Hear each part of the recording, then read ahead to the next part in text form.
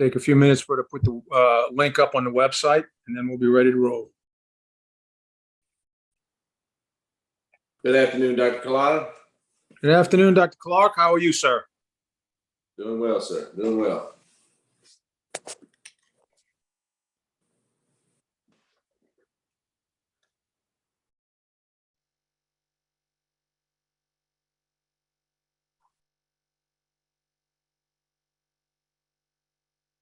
Hey, BJ, how are you? All right, Tracy, I just sent that to you. Susie, how you doing?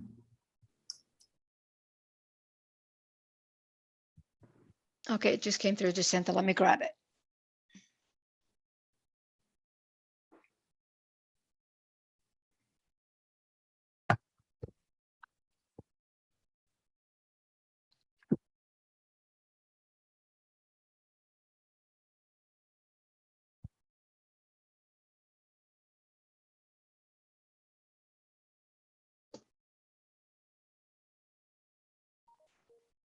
Okay, the link is live.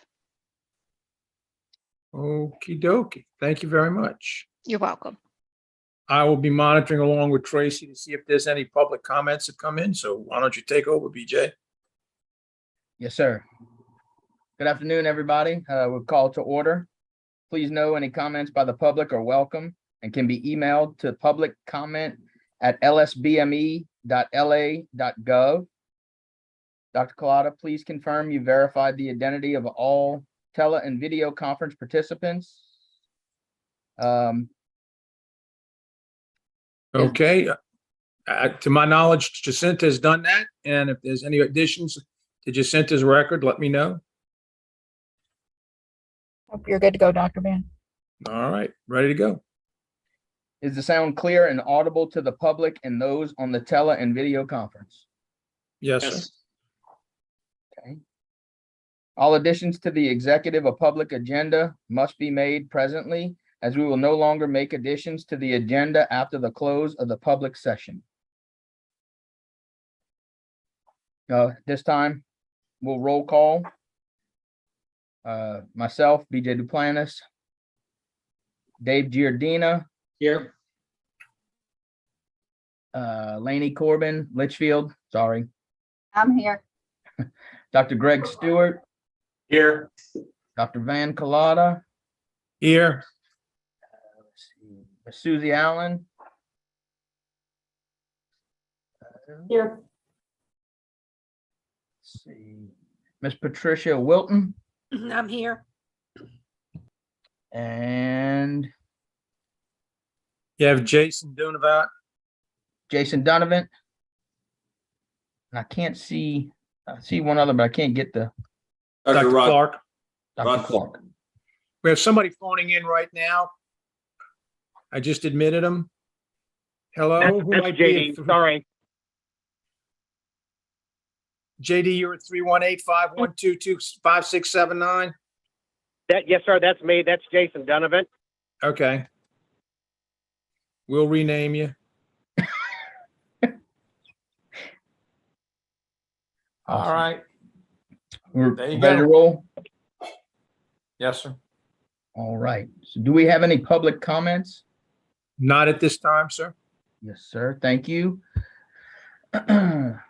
So we will go ahead, old business. Minutes from the Athletic Training Advisory Committee on February 16th, 2022 meeting. Can we approve those minutes? Motion to approve. Second.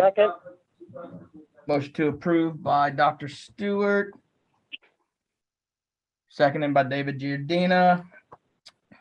And motion passes. Do I need to ask public comment after every single agenda item? It wouldn't hurt, but you don't have to. It's probably better to do it that way. Nobody can say they didn't hear it. Yes, Yeah, sir. yeah, you do. Before every action taken, if the board, if your committee vote, if you take a vote, you do. Yes, ma'am. All right. So motion passes. Dr. Collada, is there any public comments at this time? No, sir, none at all. All right, thank you. Moving on to new business. First item up is update on board activity regarding athletic trainers. Dr. Kalata, if you could provide us with insight if there is any new business on board activity.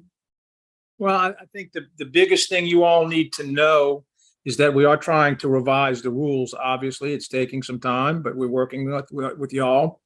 The more important thing to know that the BOC has now changed the way it does business, and how it affects us is how we're going to have to address the rules and as we change them.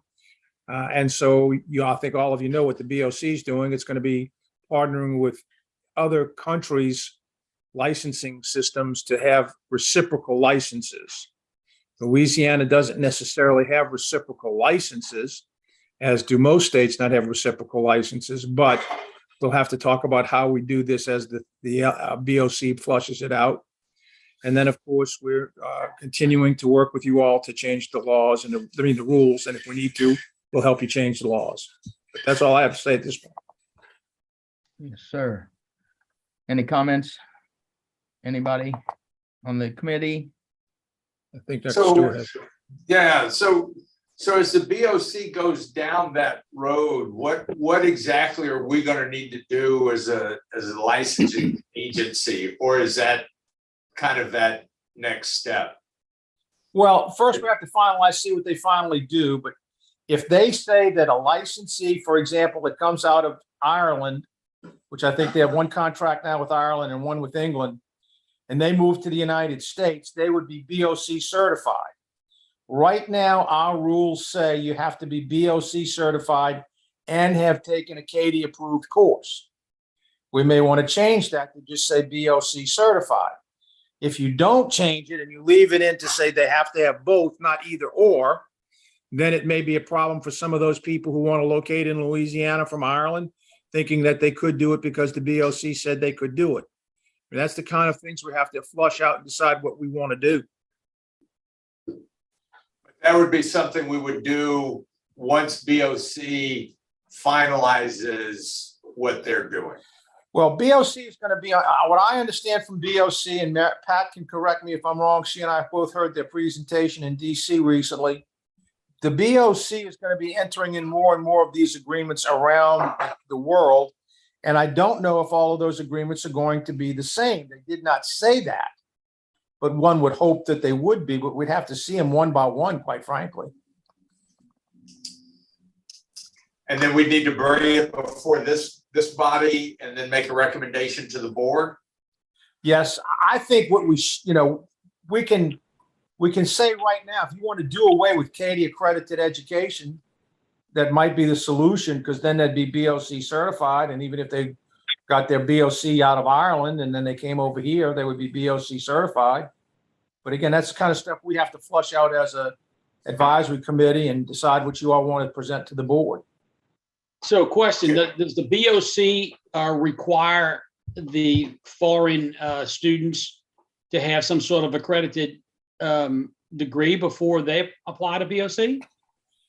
They didn't tell us what they were doing. That's why we have to wait and see what they do. Maybe Pat can recalls hearing about that, but they didn't, to our knowledge, it was just, they're doing this reciprocal agreement. Yeah, we didn't, if they said it, I didn't catch exactly what their requirements are. This is JD, and just kind of my general knowledge of this situation is that entering in agreements with Japan, Ireland, England, Canada, so those individuals already have educational programs that meet or exceed current CATIE standards. And so when those individuals do pass their international or their country's exam, and they become a physio or a physiotherapist in England, or a physio or an athletic trainer therapist in Canada, they either meet or exceed the standards from CATIE accreditation. And so that's kind of what they're trying to do is to my understanding, is that they either have to meet or exceed CATIE standards to enter into that agreement. So I would agree with the group at this time that, again, if we could just say board of certification, that would be a great move for us. So that way we can speed up the process. It almost sounds redundant to have CATIE and BOC. just, Well, part of it is just, who's cooking in the kitchen. You have a pastry chef and you have a sous chef. They both claim the damn kitchen, but, they each have a different Food. responsibility. I know it's food. It's lunchtime. You know what I'm saying? I'm fat. All my analogies have to do with food. All right. But again, the BOC, it's just a bunch of people, and trying to stake their claim, plant their flag. The BOC is their group, and those are the people that certify people, and Katie is a group of educators. And that's kind of how it is. You got two groups, and Katie says one thing, and the BOC is like, well, that's good enough for us. So.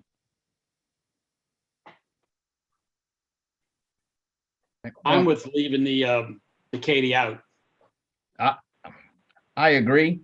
So I have a question, and Miss Patricia could probably answer this best.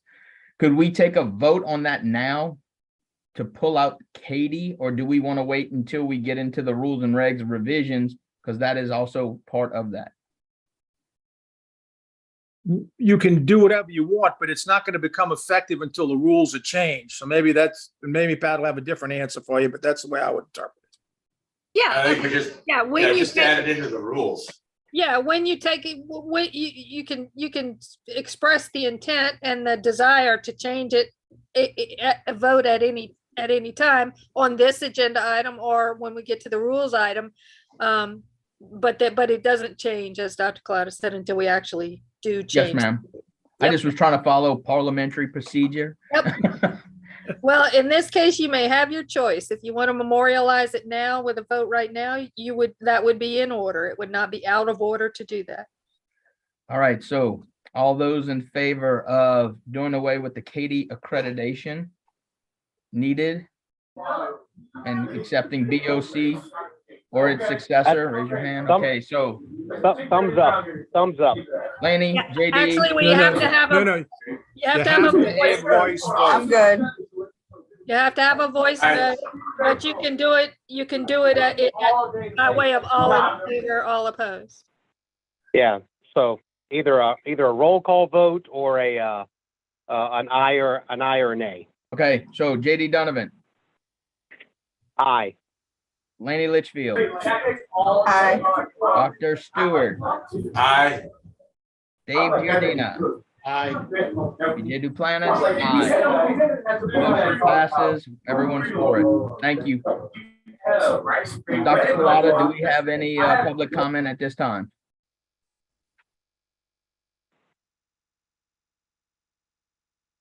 You're muted, Dr. Van.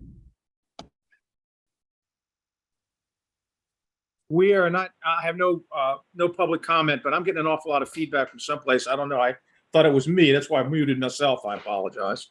It's Laney's training room. She's Oh, okay. joining us in the middle of practice. It's all right.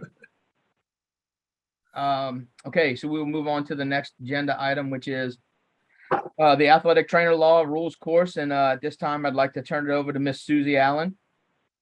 Hi, everybody. Most of you I have met over the years, so nice to see you again, and as well as those I haven't. So just as an update here, several different changes are happening. BJ, you're aware of one of them, but first of all, we are in the process of taking our laws and rules courses out of the Moodle learning management system and putting them into CE Broker. Laney, looks like you have your hand up?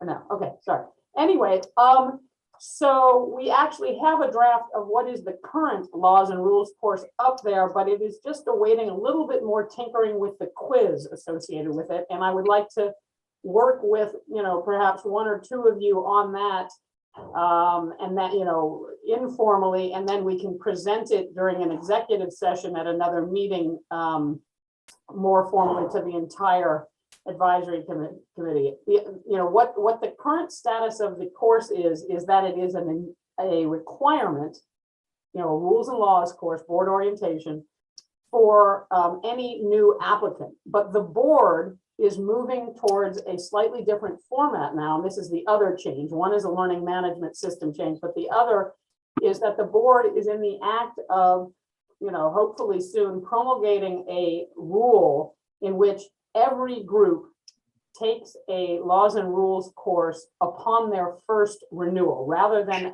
which the physicians have been doing for years. Some of our other licensee groups have been doing this as a condition of, of licensure. So we're sort of moving in a slightly different direction. This is a board decision for all practitioners. And so that's what's happening in the, but so as part of that, we're going to tinker a little bit with the rules course now, because we have one, with the full realization that once you change the rules, we will update the course accordingly. But we're going to have that course in 2 different places, and as soon as we can sort of get this last little bit redone, just a little tinkering with the quiz associated with it.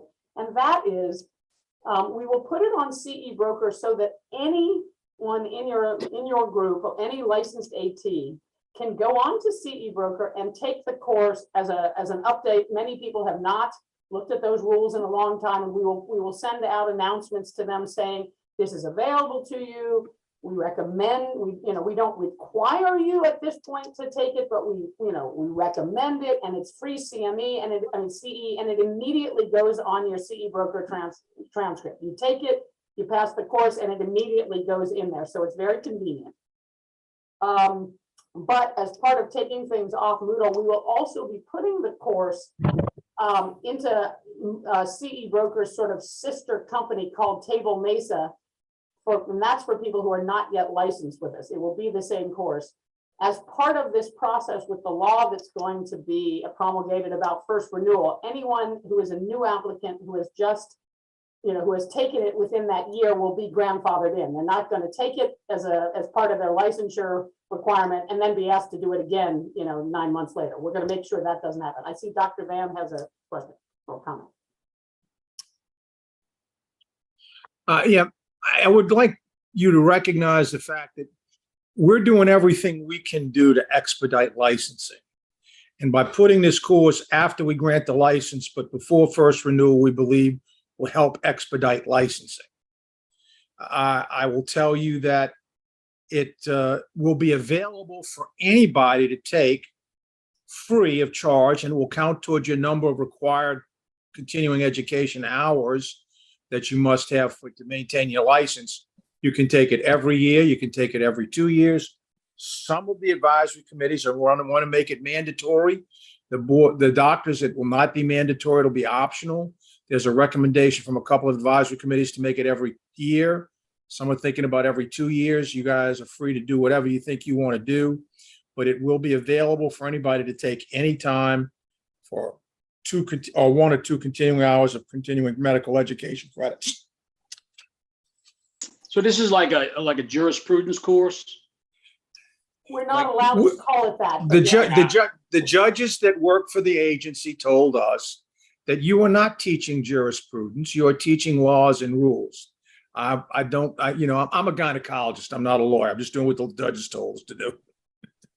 Yeah. So this will basically be entitled Laws and Rules for Athletic Trainers. And it, and this course has already been in existence for, 3 or 4 years for new licensees to take as part of licensure. It's been around for a while. So, I know I've spoken to some of you about it in the past before it went up. So, there is a discussion of the laws, what the board's role is, what the advisory committee's role is, and then, of course, all the different laws and rules pertaining to the practice of athletic trainers, and then some ethical, issues, and also, how to report certain things if somebody's impaired, that kind of thing.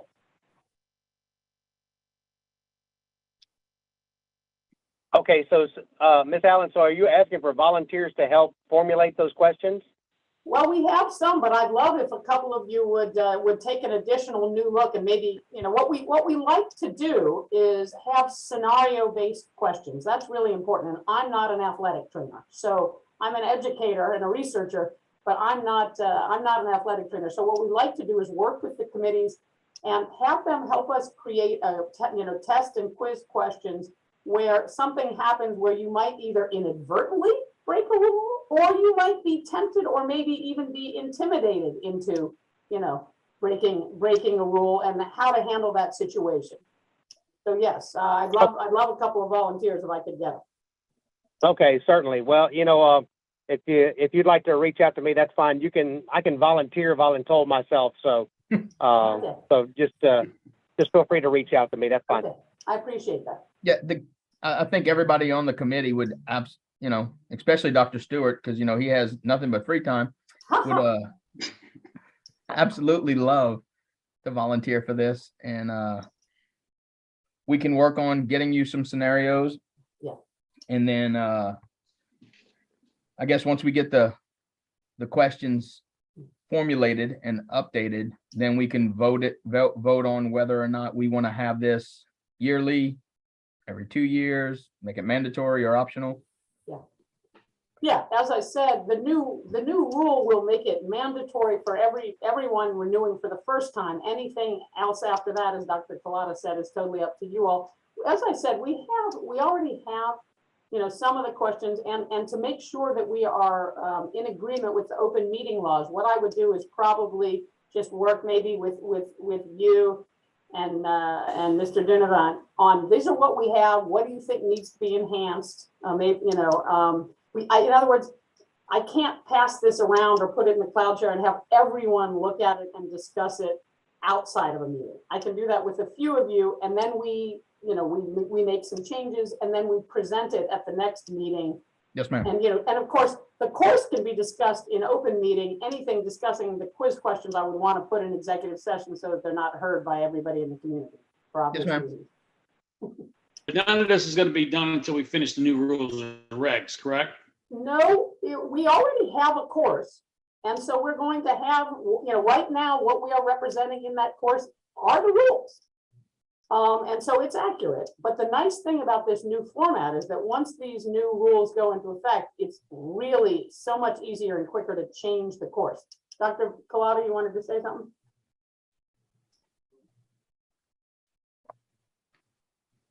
You're muted, sir. Dr. Collada, you're muted. All the background dog barking noise. I apologize. My wife's been very ill and I'm still at home trying to take care of her.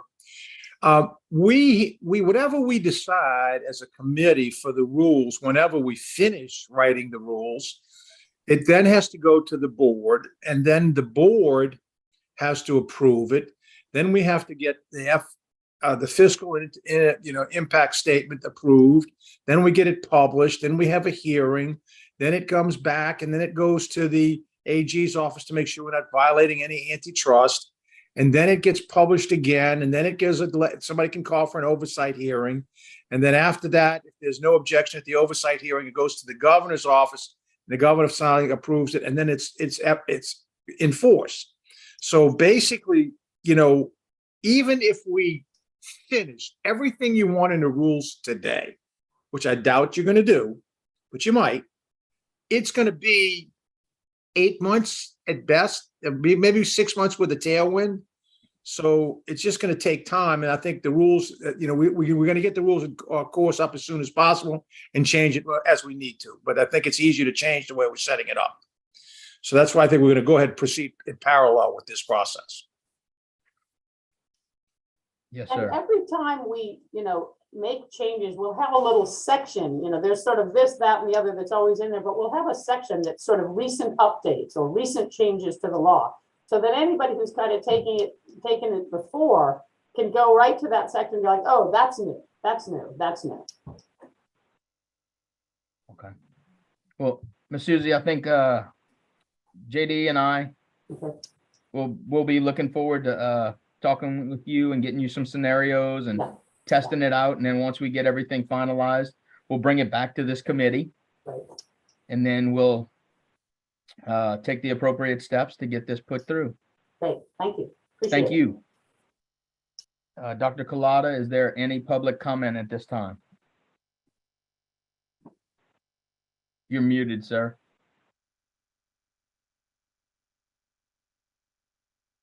There is no public comments right now. Thank you. You're welcome. Let's see, we are moving on to the athletic trainer licensure process. In the last few months, we've had a few number of people from across the state have sent in some questions as to the licensure process and asking if there are ways that we can expedite this. Some of the stuff seems to be redundant, and obviously we're working towards eliminating some of those things, part of our rules and regs meeting.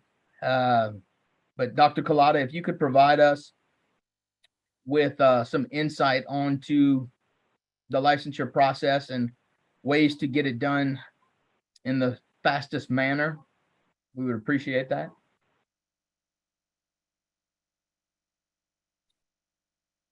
You- Dr. Van, you're muted.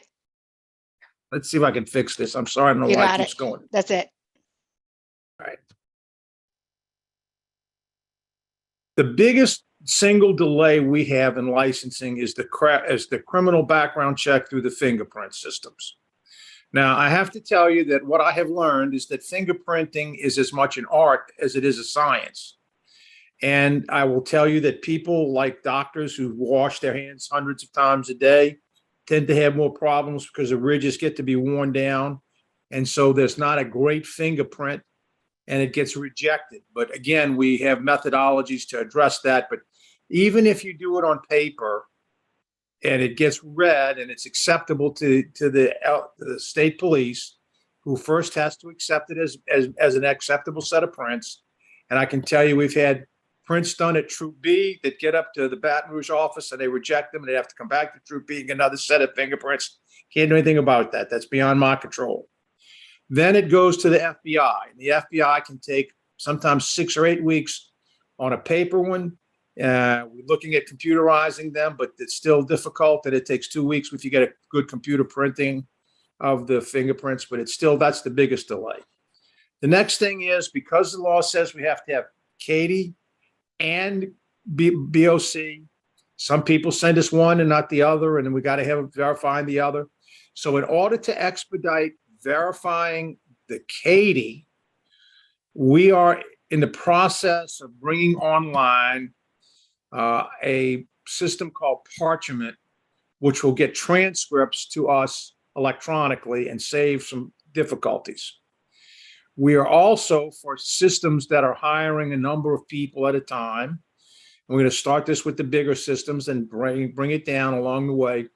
We're setting up something called the business portal, because what happens is they call JD. JD says call the agency. The agency, says we don't have this, this, and this. They don't check their emails. We have all this stuff set. So if the business partner is going to be watching over it, then they can say to them, hey, you didn't send aboard such and such. What we do have set up presently now for everybody, regardless of license class, is when you apply for your license, you first must set up a portal that tells us your email address. And we use that email address to communicate with you what is missing.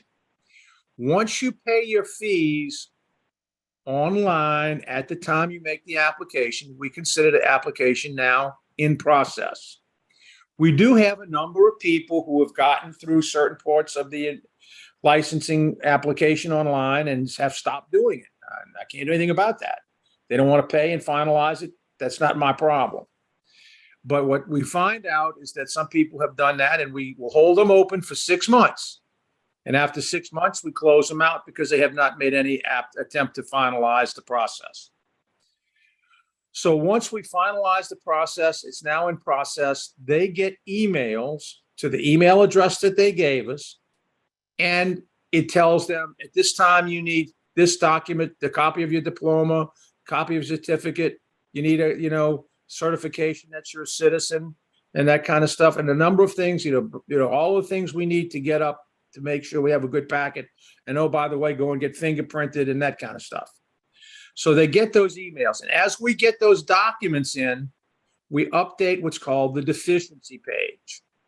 Maybe we should be calling it the waiting for page, but nonetheless, we call it a deficiency page. And what happens is they don't pretend to look at it. They call us up and we say, oh, we sent you this email. I didn't get it. Well, what's your email address?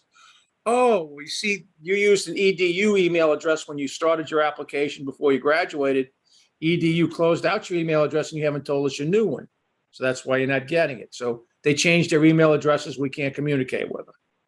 However, we publish our phone numbers and our licensing analyst names and who does what on the webpage for anybody to see day or night. And they can email day or night and they can phone during business hours. Now, we've done all that and we still have people that just don't seem to get it. Okay. And I'm sorry that they don't seem to get it, but we tend to have a, how do I want to say this? We tend to have a policy that the burden of providing the information is on the applicant and not on the agency. So having said that, I can tell you that the biggest delay we find is more common than not, after they get through fussing at EBJ or JD or any of you all, and they call a legislator and the legislator calls me and I say, well, I've checked into this. There are a number of documents that they have not supplied to get licensed. And I said, then they say, thank you very much, Doc. We appreciate it. Because I really can't tell them the specifics. The law says that we can only tell the applicant, and we're going to be modifying that to add this business partner portal. They're going to be contractually related to us to maintain the confidentiality of those documents. So all of this having been said, I think you understand that we're processing every day and sometimes weekends to keep up. And we do have a number of open applications, and particularly in OTs that have not finished. But by and large, we get them done as fast as they get us the documents. And like I said, we've taken out the course. We're taking the course out now, so you don't have to take the course to get it. That's why it's going to be taken at the first renewal. That doesn't delay us. And the law requires the fingerprinting and, of course, citizenship that I have to continue to maintain, or a permit to live and work in the United States. So if somebody's on a training visa, for example, they can't become employed as an OT. They have to get either an H-1B visa, they have to get a green card, they have to get a citizenship paper. But again, all of those things, the girls process an agency, the analysts work very hard to do it. And they send out those emails, but sometimes people don't read their emails. Thank you. So I think that's about as best I can tell you what we're doing right now and what we're trying to do to speed it up. Excuse me, so we need both the Katie transcripts and the diploma? We usually say we want the diploma, okay? We're going to change, I think we're going to evolve away from that, the diploma, to use the transcripts. But right now, we say Katie and BOC. You just can't have one or the other. You have to say both. That's the current rules, and you guys are going to change or recommend changes to make them say whatever you think they should say, and the board's going to, accept, reject, or modify your recommendations. Is that still part of, we got to wait for the regulations to go through before we drop the Katie? That's what we just voted on You earlier. voted on to drop it. It's going to be taken out of the rules, but I can't let it happen until it goes through the process of the rulemaking change. That's what I'm saying. So 6 to 8 months. If I'm lucky. Okay, got it. Yes, sir. Okay, Dr. Van, I appreciate those comments. And one of the biggest complaints that I get is stuff is being sent to the board office. There is verifications of signatures and receipts that it was sent, and the licensing applicants are being told that their paperwork was either lost or it was never received. Well, we've taken some steps to correct that problem. We are centralizing the receipt of all paper documents in licensing so that they don't go to any analyst. They do a central processing, which will scan and transmit to the appropriate analyst for you. We've taken that step to expedite things. Yes, sir. And I know Parchment will help out with a lot of Yes. this. But that is one of the things that I was asked to bring up was, stuff being submitted. I was also asked by another licensing applicant, and I know this has nothing to do with the state board, but they received an email stating that their electronic fingerprints were missing. And the question was, how do you lose electronic fingerprints when they're in the system? That you would have to ask the FBI or the state police, because we have not been sending electronic fingerprints We tried about 3 years ago. It didn't work very well. We're trying to upgrade and get some consultants in to help us expedite that. But I can tell you that we have not sent electronic fingerprints in almost 3 years. Yes, sir. So realistically, if an applicant has everything in, all documents submitted, all fees paid, and the background check in, it shouldn't take any longer than 2 weeks, correct? Yes, and Ms. Aloma and I are committed to 5 working days a week, to within 10 working days of each, after receipt of everything, Ms. Aloma guarantees me that the license will be issued.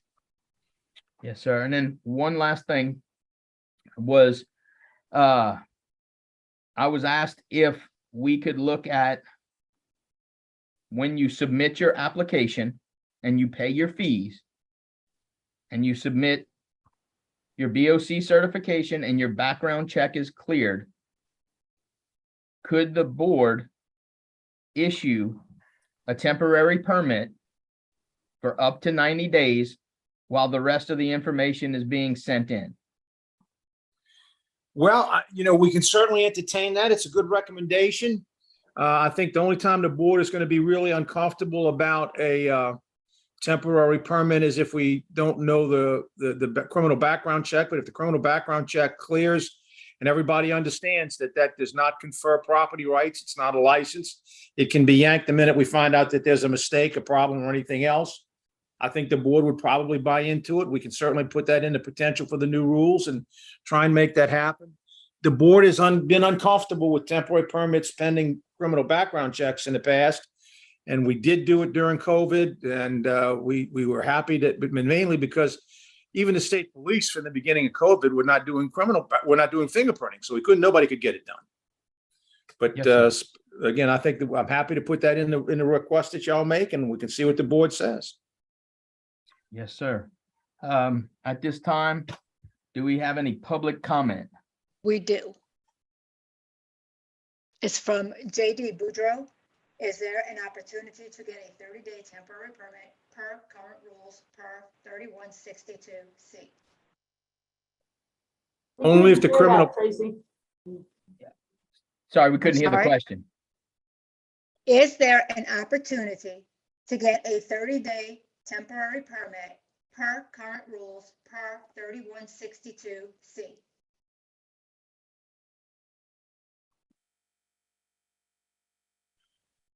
Let me look it up. Let me pull up the rule 1 second. And that is from JD Boudreau. Not to be confused with JD Donovan on the committee. Okay. We like initials in athletic training in Louisiana. All right, and that's 3121C, you said?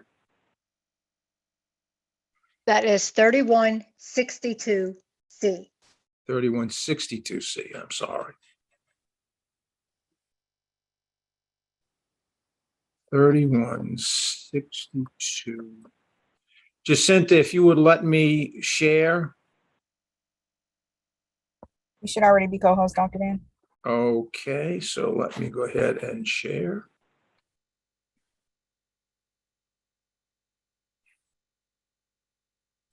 So I don't know if you can see this. This is the section that's being referred to. So generally, the board may at its discretion issue such temporary license as are in the judgment necessary or appropriate to its responsibilities under the law. A temporary license shall be designated and known as a permit. The effect of a permit entitles the permit holder to engage in the practice of athletic training in the state, Louisiana, only for a period of time specified by such permit, and creates no rights or entitlements to issue a renewal of permit after its expiration. The board may issue the permit to practice effectively for a period of 30 days to an applicant who has made application to the board for licensure as an athletic trainer, who provides evidence of current BOC, and who is not otherwise demonstrably ineligible for certification under RS 373307. So basically, this is fine, but I think the board's not going to grant those in the absence of a temporary, of the criminal background check. Additionally, I would either have to, since this does include the board's discretion I would have to present each one of these at a monthly meeting for the board to grant that. Because it's not the agency's discretion, it's the board's discretion. So yes, we can, but I can tell you, I'm not even going to present them if we don't have the criminal background check. Can y'all read what I have on the screen? Yes, sir. So this basically is what I was asking about, but summed up differently. And instead of 90 days, it gives you 30 days. Right. Okay.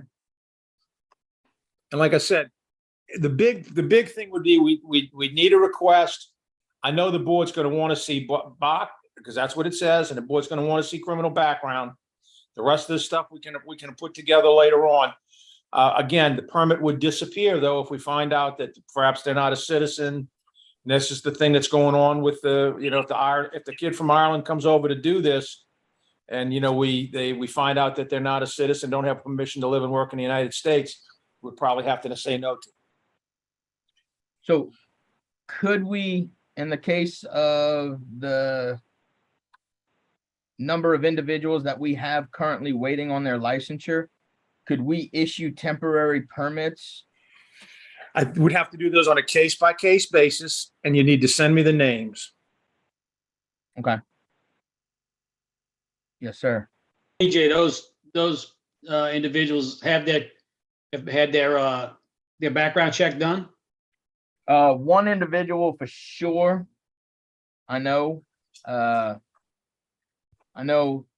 3 others were still waiting on their background check. But they've redone the fingerprints twice. One was electronic, that they had to go back and do the electronic again in Baton Rouge. We've had multiple people, but the background check is one of the biggest hindrance, like Dr. Collada said, and I know the board has nothing to do with that. But I also keep getting told that other entities don't have to wait that long for their background checks approvals. But again, that has nothing to do with the state board. Looking ahead, and I agree, if there's ways that we can kind of circumvent or smooth the corners of these sharp edges, if something that we want to do as an advisory board is to possibly take that 30 days and make a recommendation to make it 90 days, because again, the hiring process for an athletic trainer usually starts in June and July. Mm-hmm. And that's high school, that's collegiate, that's from Osher, that's from Brock, that's your clinical guys. It's usually going to happen June and July. And so you have about that 60-day period to get things in, with another 30 days of actual in the workplace. So, my recommendation would be to take that change it to 90 days. And one recommendation I would say is that, if Miss Aloma, if there's a way that she could, I don't know, and maybe it's confidential, I don't know, but maybe, every quarter, if we could get a list of so-called new licenses, or license where we're, so we kind of have a roster of who's in the queue. That might be a good idea too, because again, myself, I don't know who's in the queue for a new license. And it may not be my discretion to know that, but what it would be good to know is about how many people we average every quarter seeking a new license. So that was my only thought. What I can do is give you numbers. I can't give you names. Yeah. Okay, Yeah. that'd be good. That's fine. So I have a question, Dr. Van, and I guess Yes. Ms. Patricia, is at the top, and again, like JD's saying, let's try to smooth the rough edges of the sword. But what if the advisory committee would be able to, quote unquote, say, yes, this person would qualify for a temporary permit instead of having to go to the board directly? Would that be something? Well, you can make the recommendation. The board has the ultimate responsibility in decision-making, okay? And my thought is, you know how hard it has previously been for us to get together. And I know that we're making it easier by using Zoom, Absolutely. but you would have to have a meeting and a vote to make that recommendation. Whereas if we put it in the rules that the board can do it, I can make the list of recommendations every month, whether you have a meeting or not. But if you want to put that in the rules, that's fine with me. But if you don't meet, then I'm not going to be able to recommend them. So I think you need to figure out the best thing to do is let the process be efficient and not bog it down with another step. But that's up to you. That's what I was asking. So we could get the list, or like JD was asking for the names in the queue. And every month you would just bring that to the board and ask for temporary permit without us having to get involved. Well, what we would ask you to do is say, based upon the old law rules and the new rules, you would want us to grant temporary permits to everybody who has a criminal background check and box certification and awaiting any other document other than, let's say, BOC, and let's say citizenship and the criminal background check, and grant them arrest for that for 90 days. And we'll be happy to do that. But again, I need it to be in the rules, and that way you don't have to have a meeting. Yes, sir. No. Are you gonna do, is this gonna be something that the applicant is gonna request? I mean, what if not every applicant is somebody that already has a job lined up with what if somebody doesn't want a temporary permit? What if they want a license and they want a license so they can go get a job? Right. Ideally, the licensure is the end goal, but in the cases that we presented, we have number of individuals that their processes started in May. Yeah, no, I get it. I'm just concerned about if I applied for a license, I don't know that I necessarily would want to automatically be given a temporary permit without me having said that I wanted that in lieu of a license. Okay. So could we? Well, wouldn't they know that it's coming, that the license is coming? I mean, it's sort of like, okay, you've completed step 1 and 2 of 4. You're at temporary right now. And as soon as the rest of the criteria is covered, we will be submitting you a full licensure. So Yeah. it's like kind It of could 2 be on their steps. dashboard. It could be automatic. Well, let me say this to you. They know what's missing if they're checking and reading their emails. That's number one. They know what's missing, okay, right now. If they ask for the temporary permit, that's fine. But let's play this out in 2 scenarios, and they're both valid. Number one, somebody asks for a temporary permit so they can get to work. We grant it. They don't do the work 90 days later. Oh, I've been so busy with my new job, I can't get it done. Mhm. You only had a 90-day permit. Sorry, you can't work anymore. Right. Okay. So again, then they're going to be submitting requests. Oh, it's so important that I keep this job. I'm a single parent and I have to do this and I'm working very hard and it's 2 jobs and I need this job. I mean, I want you to know how it happens in the world of licensing. Okay. There's always going to be a problem child, and we're going to try and help them the best way we can. And I just want you to know that may come about. And of course, the good news is maybe in 14 more days after they granted the permit, we can convert them to a license. But again, the issue is what happens when they don't. So all of those things need to be thought out well in advance, so that as we put this in the rule that you want to change, we can do it. Right. And we'll discuss this obviously a little bit in our next agenda item. But it just things, food for thought, and making sure we're getting out there what is being expressed to us.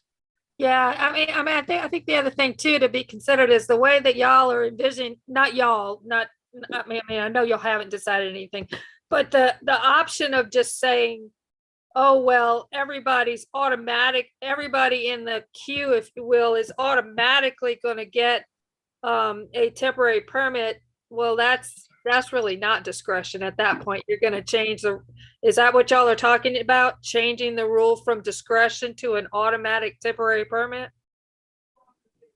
That Potentially. was just a thought. Yeah, potentially, but obviously, I mean, we would want the person licensed as quick as possible.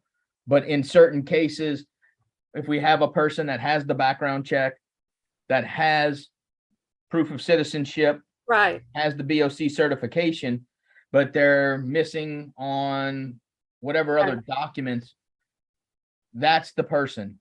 right. I get it. No, I get it. I get it 100%. Yeah. Will we need to change the application?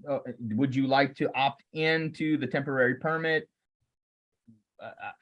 Well, I mean, yeah, if you go, if it ends up being such that y'all want and the board approves a procedure by which, to the extent that the delay is caused by documents still being needed or what have you, that it's not any, it's not hung up because of yes answers or anything like that.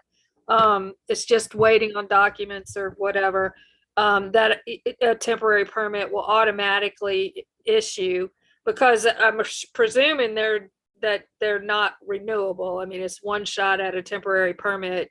Absolutely. So I think you would put something, up there that says, that lets them know, Right, the disclaimer saying that if you get a temporary permit and you don't provide all documentation within 90 days, you Right. have to go back through the entire application process. Right. And if for whatever reason you do not want to take advantage of the opportunity to have a temporary permit pending the receipt of these other documents, You just make go a for a big- straight make license. make a big red X right here or something like that. I mean, I don't know why somebody wouldn't, but I just think we ought to be transparent that that's going to happen, because it might be Absolutely. a black mark against them if they didn't follow up and they said, well, I didn't really want a temporary permit anyway. And I I know think some we should- employers won't accept the temporary. Yeah, that's true. I think if we put a big picture of Dr. Collada with his home phone number on the temporary permit, I think that would go really, really well too. So there you go. Well, let me just, the only thing I want to be sure, and what I heard, y'all can correct me if I'm wrong, was that they'd have to start over again. Okay, but here's the deal. They start over again. We got their criminal background check. We got their citizenship. We got their BOC. And now they're going to get another 45-day permit? A 90-day permit? It's a, No, the- we're the saying back- it's a the- one the shot. temporary permit will be a one-time, Okay, so it's a one shot, no start over. You just have to finish what you started. right, and then if you do not meet the criteria in 90 days, you gotta go back to ground zero and you don't have a license or a permit. Okay, that's fine with me. We got to put it in the rules. We got to write it in the rules. It's you want to make it selective, something that they select at the time of putting the application in or not. I That think would- I think they're saying they want to make it automatic. Let them advise that you will automatically be granted a temporary permit unless you indicate that you do not want that. Yes, So we ma'am. have to, okay, so we'd have to put a checkbox. I want a temporary permit to get to work as soon as possible on a checkbox in the application. Wouldn't we have to, Patricia? You have to put a checkbox that says, I do not want a temporary permit. I only want a license when I can have Okay, it. good enough. That's fine with me. All right. Moving That's on. Do we doable. have? Sorry, Dr. Collada. No, I just said that's doable from a computerized point of view. Yes, sir. Do we have any public comment at this time? Let me check. Hang on, I'll give you the answer 1 second. I have no public comment at this time. Yes, sir. All right, moving on. Rules and regulation revisions. Oh. Do we need to go line by line, or can we just state, We can go by changes, by the scratch outs. right? Because the underline is what was added in. Jacinta, could we share the recommendations? Do you want to pull them up? Let's see. If not, Let Dr. me Dan see. can. I just need to get my agenda up. Hang on, I'm doing that right now.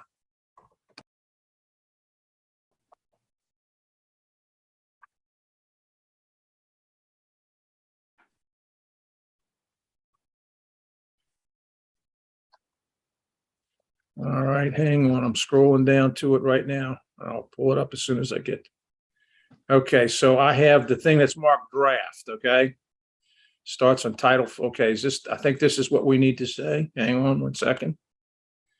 Share screen.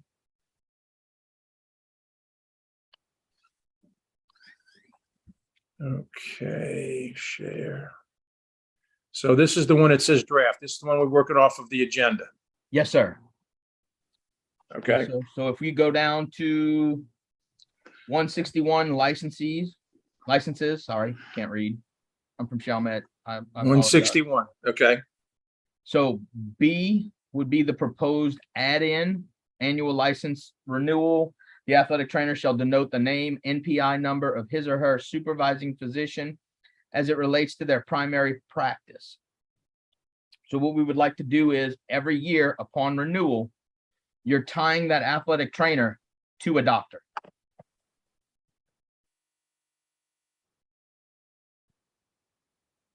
okay. Okay, so we can scroll on down to. Now, good. Before we go any further, can I give you the bad news? So- 161A. With all due respect, on average, we have not had a fee increase across the 14 licensing classes over a period of 67% inflation. I'm going to ask the board to give us 20%. So you may see that fee go up. Okay. Okay, one Just question wanna tell for you you, about Dr. that. Colada, Yeah. since Yeah. so you can state this publicly, because this is a question I get asked, and I'm sure others on this committee get asked a lot. What does the money go to for athletic trainers? It goes toward your continuing education, the ability to do those courses, the licensing that you tell me I don't have enough people to do the work for. Okay, I'm trying to get it done, guys. I'm trying to computerize it. I'm spending money. You know, we dip it into reserves here at the agency, and we got to continue to do it to protect the public. So, I mean, it's the simple cost of doing business. I'm sorry, you know, and that 67% inflation is ending December 31st, 2021. It has nothing to do with 22's inflationary pressures. So again, I think that, you know, it's been a difficult time for everybody. I'd like to tell you that it's going to be easy for us to do this, but it's not. We would hope you'd understand that 20% in the face of, you know, I have one class of license their fees have been the same so long. It's 185% inflation over the dollar. You know, so some of us have to go up. All of us have to go up some. And I'm trying to make it so that it is that way. It's not a big hit for everybody. But again, I understand where you're coming from, and I'm going to check the numbers right now. Hang on, I'm going to tell you right now, athletic trainers. I'm going to look them up and give you the exact numbers that you all have. Athletic trainers. Wrong spreadsheet, sorry. Okay.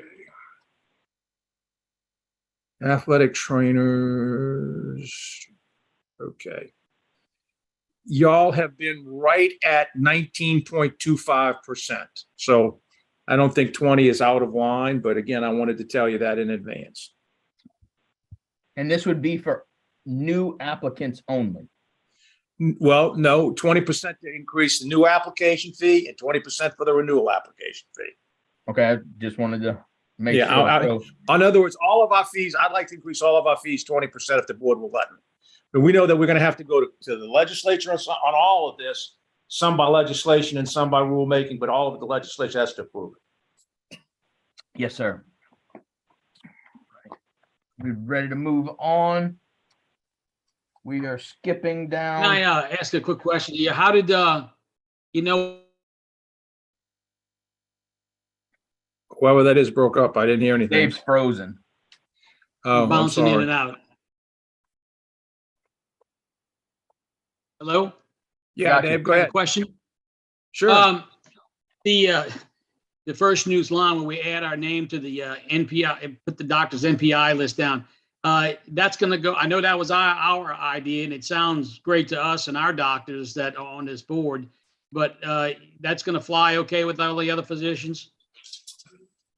Well, we're gonna show it to the board. And if the board says they want us to do it, they'll do it. It will be a noticed meeting. People can come in and they'll have a hearing. They can come in and make comments and said, I don't want to give you my NPI number. Okay, fine. What do you want to do? Then we can see if somebody's got a different idea and either change, modify, or reject that and go on that with the process. But there'll certainly be multiple opportunities for doctors to have input to all of this as well. Okay. All right. If we go down to definitions, 3103 definitions under athlete. We are striking sponsored by such institution or organization. Can then everybody see what I'm showing them?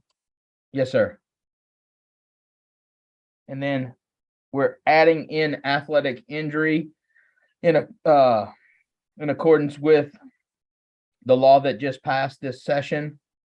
What is it? JD Act 920 or 720? Hang on, I'll check. If you need me to check, give me a second. I can't remember. I know the governor signed it. I want to say it's Act 720. Hang on. I'm going to get it for you. Just give me a minute. It was House Bill 910, and then it became Act.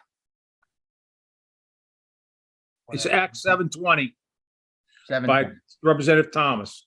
Yes, sir. So this is what was adopted in the new law, athletic injury. And this is just the definition of athletic injury. We're skipping on over to, I'm just double checking my notes. 3104, 1A.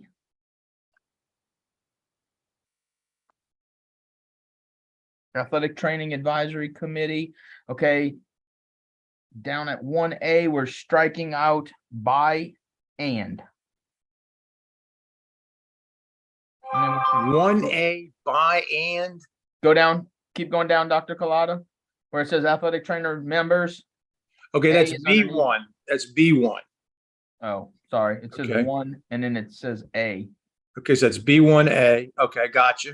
Okay, All right, we're striking that out by and just putting 4. okay. And then B, same thing. I don't think Pat and I got a problem with that. And then let's see, we're going down to number 2, physician members, and we are striking out or its equivalent. Okay, how do we define equivalent of a team physician? Tell me what that's supposed to be. Right, and that's why we're taking that out. So if you hold the title of a team physician, employed or appointed by the school, That's That's good what we're enough then. saying. All right, that's why we're great. taking out its equivalent. Good enough. I feel great about that. Just trying to clean it up a little bit. Then if we can go down to, let's see, D, number 4. Got it on the screen. Yes, sir. Establish, appoint continuing education subcommittee.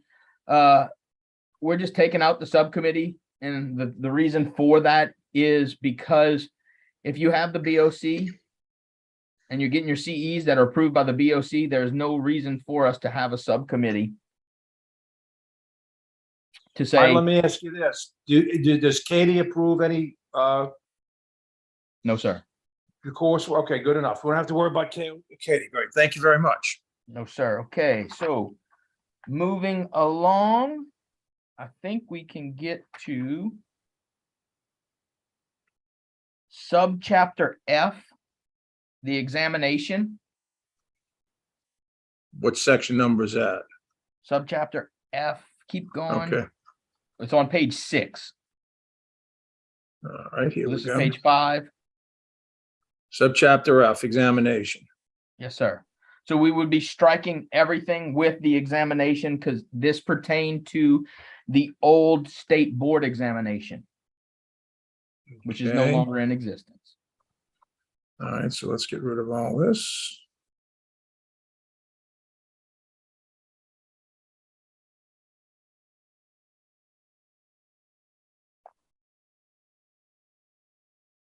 I'm just making some notes for me so I can make sure that this gets done right.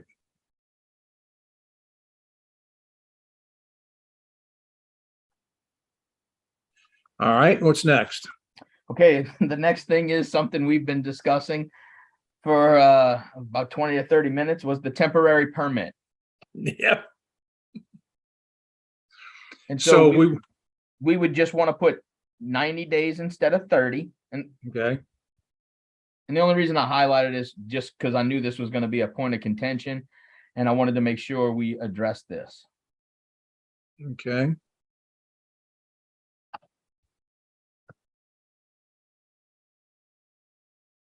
Ninety days and automatic. But we have to put the opt out if you do not want an automatic certification. Or It's not a temporary permit, excuse certification. me. Sorry, It's a permit. temporary permit. Okay, that's fine. I Yes, think sir. we can do that. Anybody else have anything that they would like to add to this? Or are we good as is?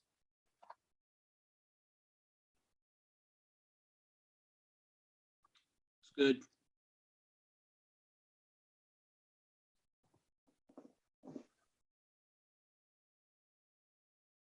All right. So we'll move on down to qualifying programs and activities on page 8, which, yep, 3167. Striking out all of that. Basically everything from there. Because it takes out the continuing education subcommittees, qualifying programs and activities, approval of program sponsors, approval of activities, which we haven't done that in years. Always good to get rid of something we've been don't do.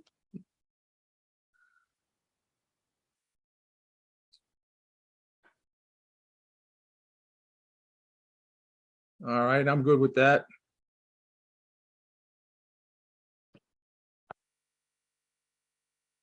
All right, Yes, sir. moving on. So moving on, next item, I'm just double checking, would be 3179 waiver of requirements.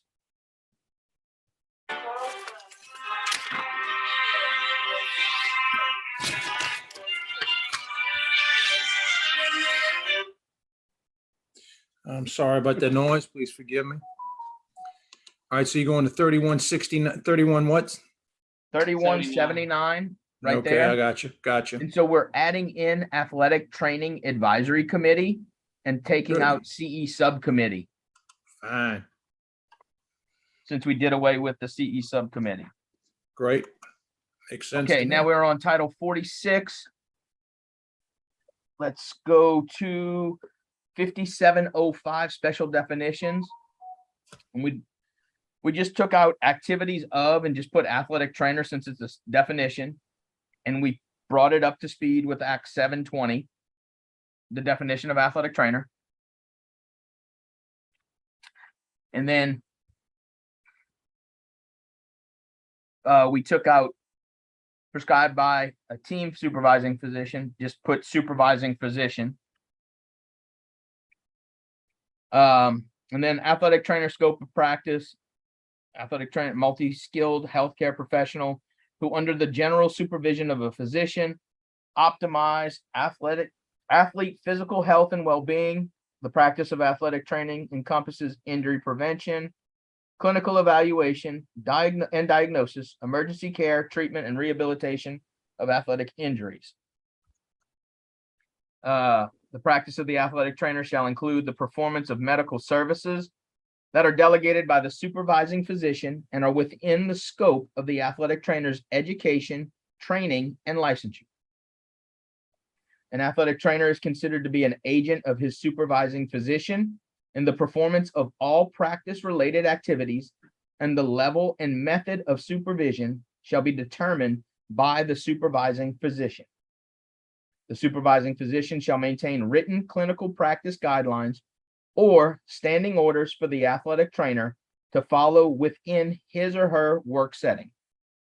Would that be better to say and? And where? Instead of or clinical practice guidelines, because guidelines are different from orders. Guidelines are different from treatment orders. So do you want to say and, or you want to say or? Guidelines are kind of gray area and orders are specific. That's why we're discussing. I just want to make sure you get what you want. So would you put and or you would put just and? I would put and, but that's up to y'all what you want to do. Miss The board Patricia, may choose. could we get advice on that one from you? I mean, I think I think I have to defer to Dr. Collado on that because guidelines. If I'm a physician and I'm just throwing out guidelines, that guidelines leave a whole lot to the independent discretion and decision-making of the athletic trainer. The guidelines are not binding. Standing orders are binding. Their protocols, their procedures, their requirements. Okay, so let's change that to and. Does anybody object to that? Do we need to take a vote? I don't, but as far as wording goes, I mean, I'm okay if we want to strike clinical practice guidelines. But I mean, I think the thing would be terminology. Let me hang on. Let me read it because again, I don't want to bind myself because again, if you require clinical practice guidelines and standing orders, so both parties must apply.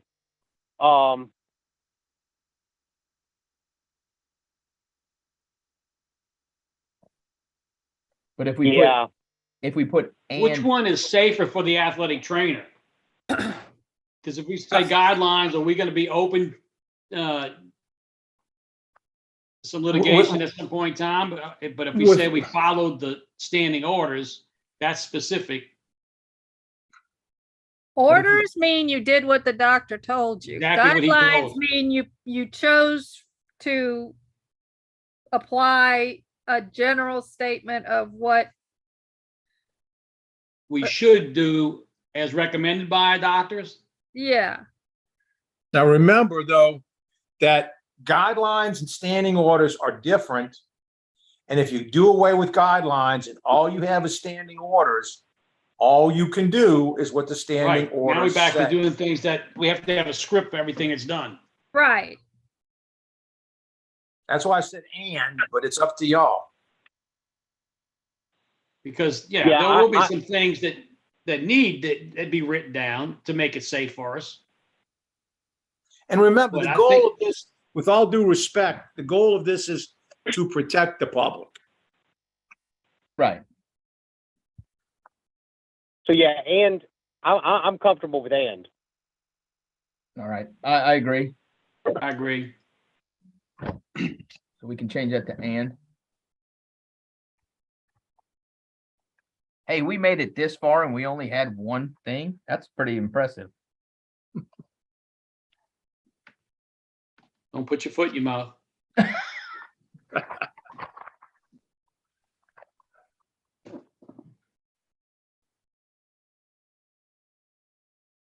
So what's the next one? I lost it. All right, so we are. Or we can put an and. Okay, so they shall reviewed annually and shall reflect the activity of the athlete care and nature of an athletic injury. Hang Then on, let me get to, I lost the section. I apologize. 5705. 5705. I was 5715, the one I'm in the wrong place. Okay. 5705.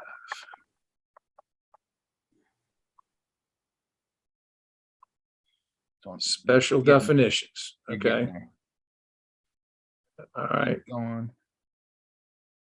We're at B. Go. Bravo. No, sir. Under, let's see. Keep going.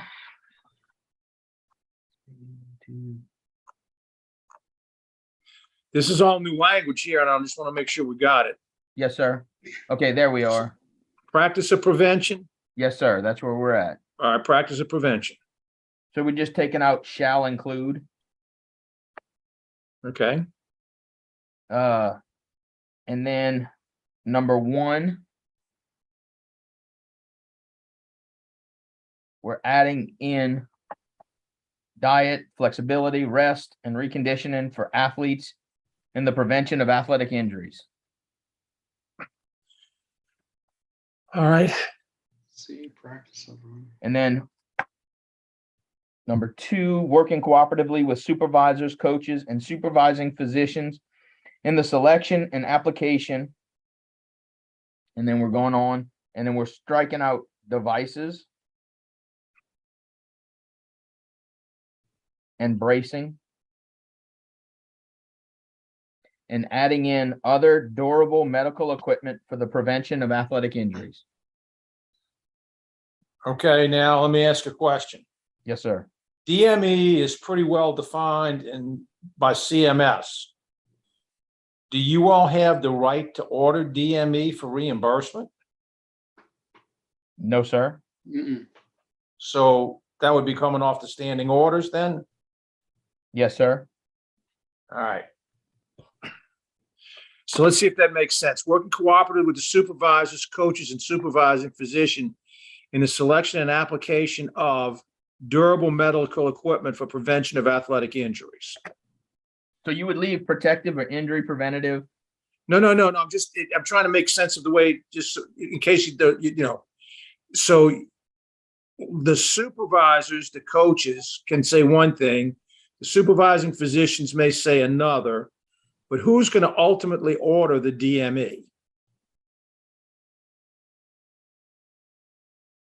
Or is it paid for by the school and you don't have to worry about getting it reimbursed? So it's paid for by the schools in some Okay. cases, But but they the usually need a the physician. physician would order the DME. Right. All right, so then that's going to, don't you think we ought to say, or other durable medical equipment as ordered by the supervising physician for the prevention of athletic injuries? Sure. Yeah. If it gets it paid for. That's what I'm trying to make sure people get paid for what y'all Yeah. do.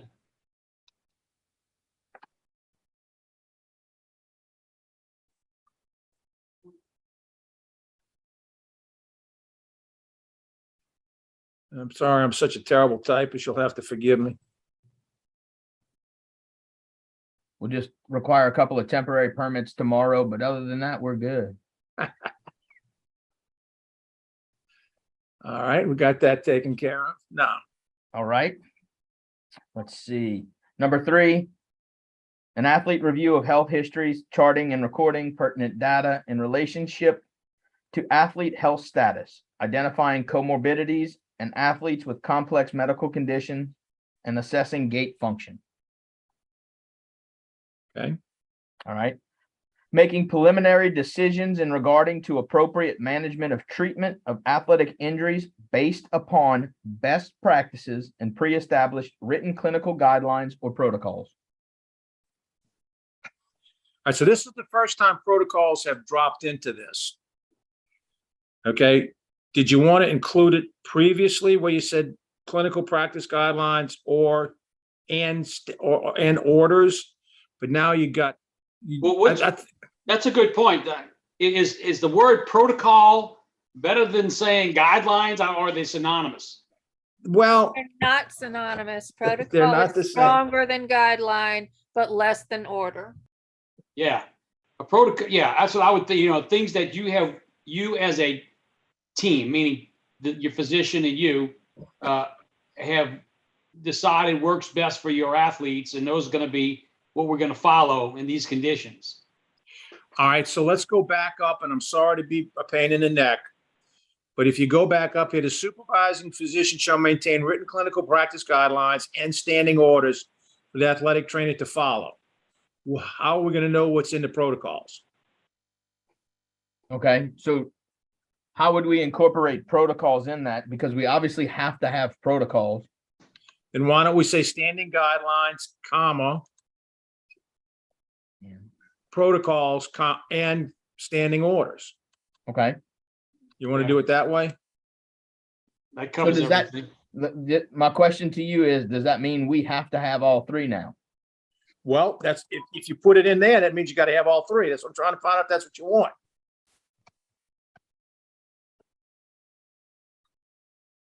Supervisor decision making. Protocol.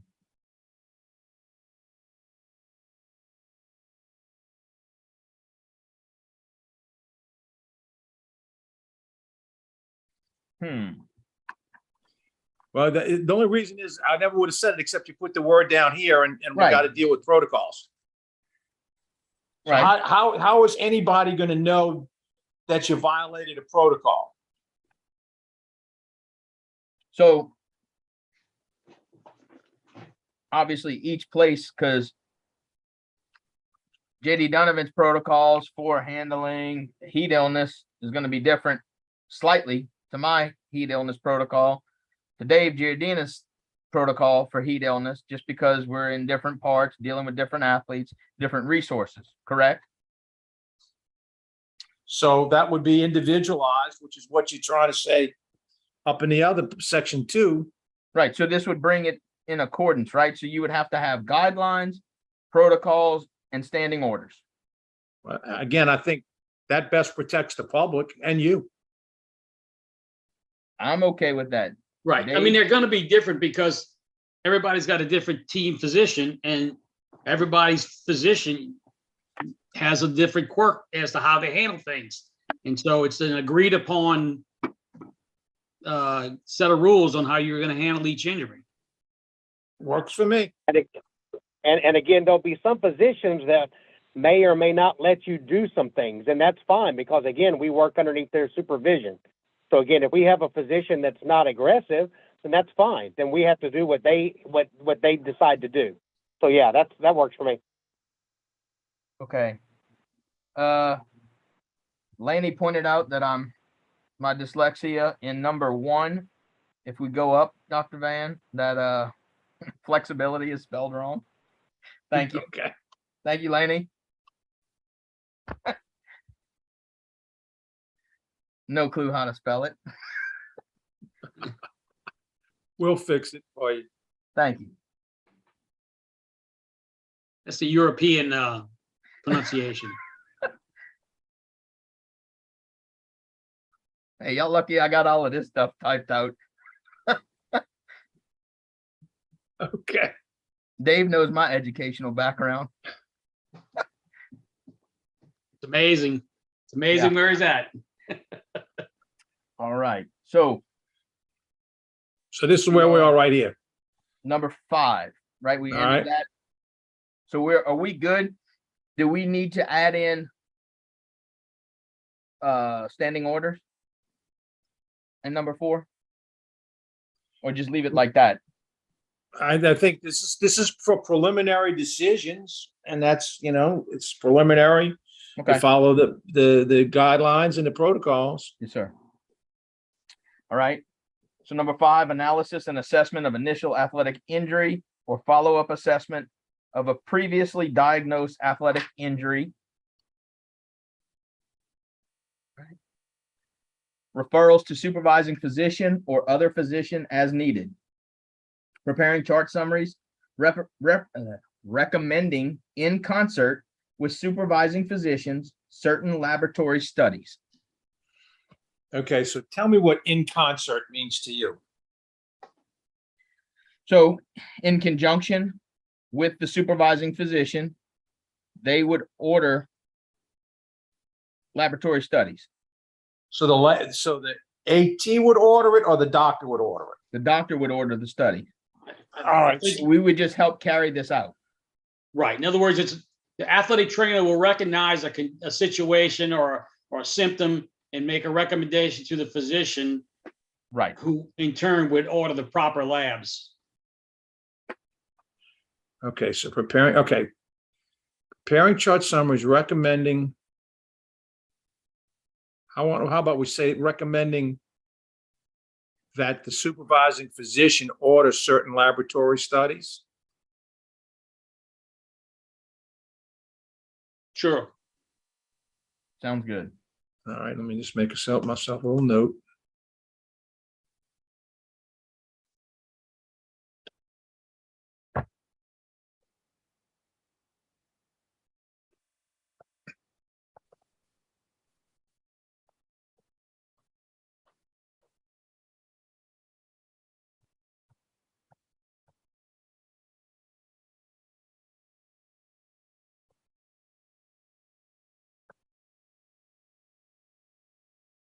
Now, it occurs to me that I want to address something and I never mean to go back because it's not my style. But now you're saying preparing chart summaries, okay? So up above,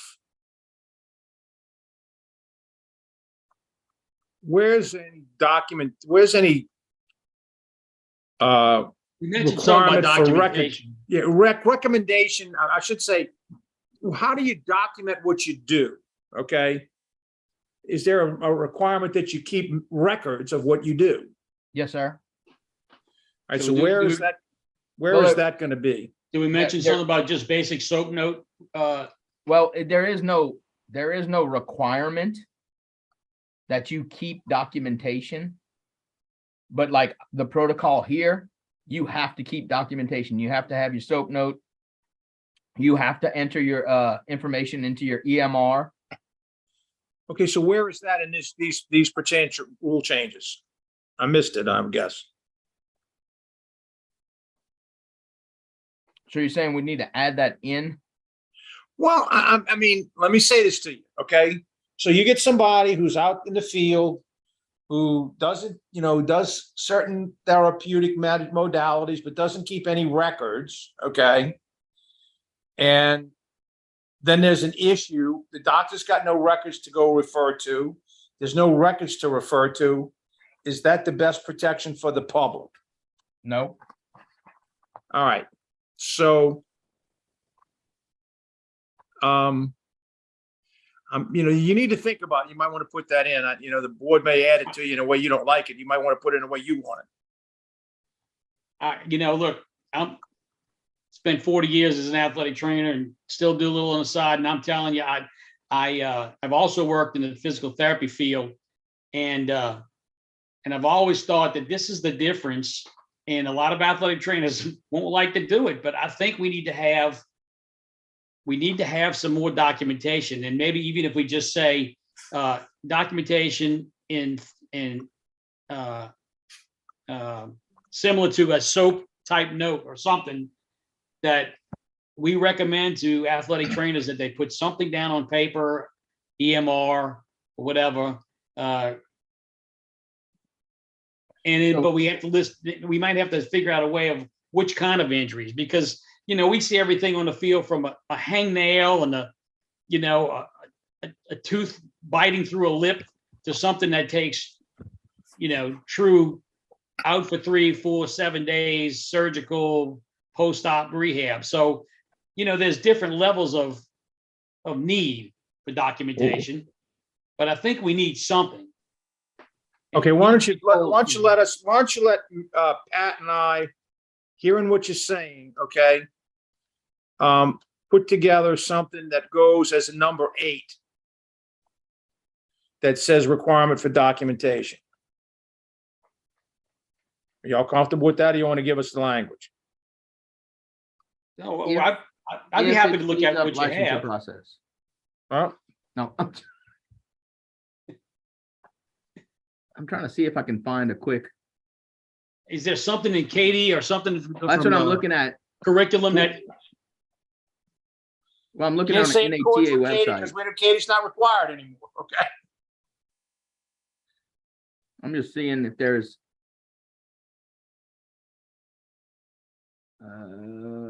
Yeah, we will get back on this one. All right. We're gonna add an 8, and that's fine with me. Yes, sir. Requirement for documentation, and we'll do some research on it as well. Okay, and then we will strike through 3 and 4.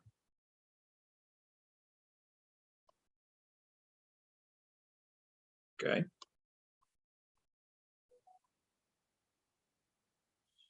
All right, go ahead.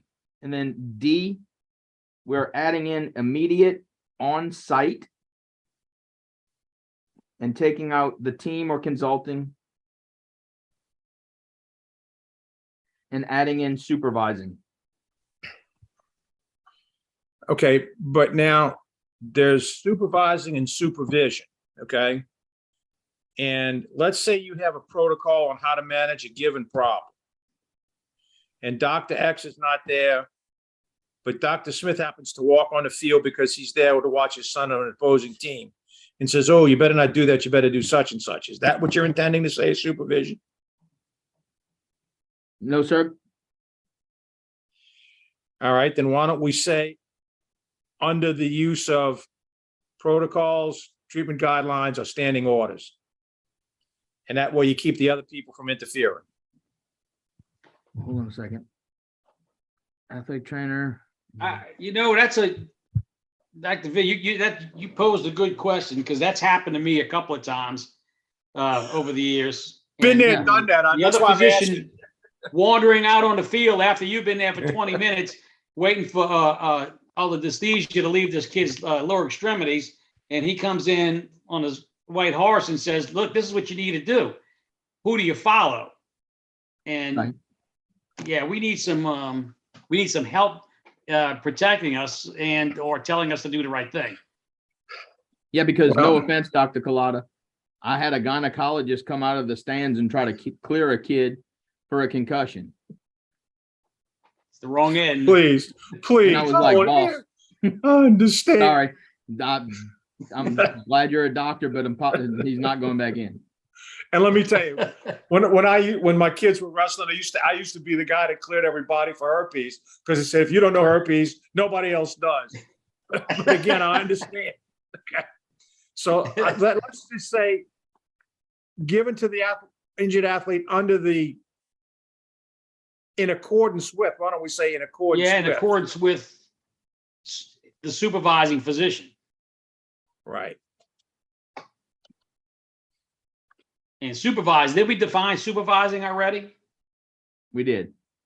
We could say clinical guidelines, protocols, and standing orders of the supervising physician. Why don't we Yeah. say that? That way you cover it all.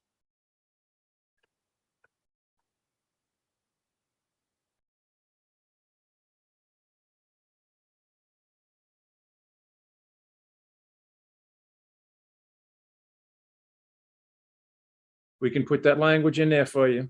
Thank you. Okay. All right, All right. next. So number one, initiating appropriate evaluation and emergency management for emergency situations such as cardiac arrest. Administration of supplemental oxygen, suction, non-invasive airways, respiratory distress, including the use of non-invasive airways, supplemental oxygen, metered dosed inhalers as prescribed. By who? Well, the kids might have Their own their own physician. physicians, prescriptions. For the inhaler. Is that what you're talking about? Yes, sir. BJ? Yeah, we Right. did that. Yeah, we talked about that last time. Yeah. Any prescription. Okay, good enough. That's good enough. Okay. Treatment of hypothermia or hyperthermia based upon established methods of core temperature management. Okay, Management of cervical spine, head trauma, external hemorrhage, fractures and dislocations, amiable to close reductions, other severe musculoskeletal or ligamentous athletic injuries. so y'all gonna do closed manipulation? Sir? Y'all wanna do closed manipulation?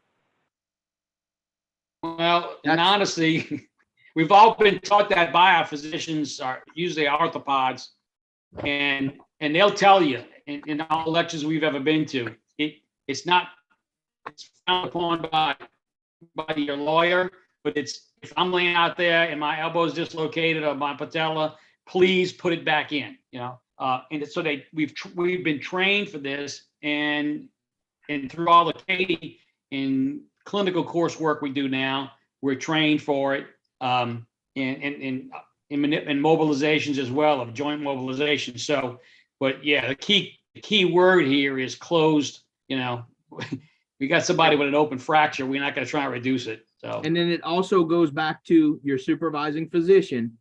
They are having to sign off on your guidelines, your standing orders, because each physician can go through and say, hey, look, I'm comfortable with BJ doing this, But Dave, not so much.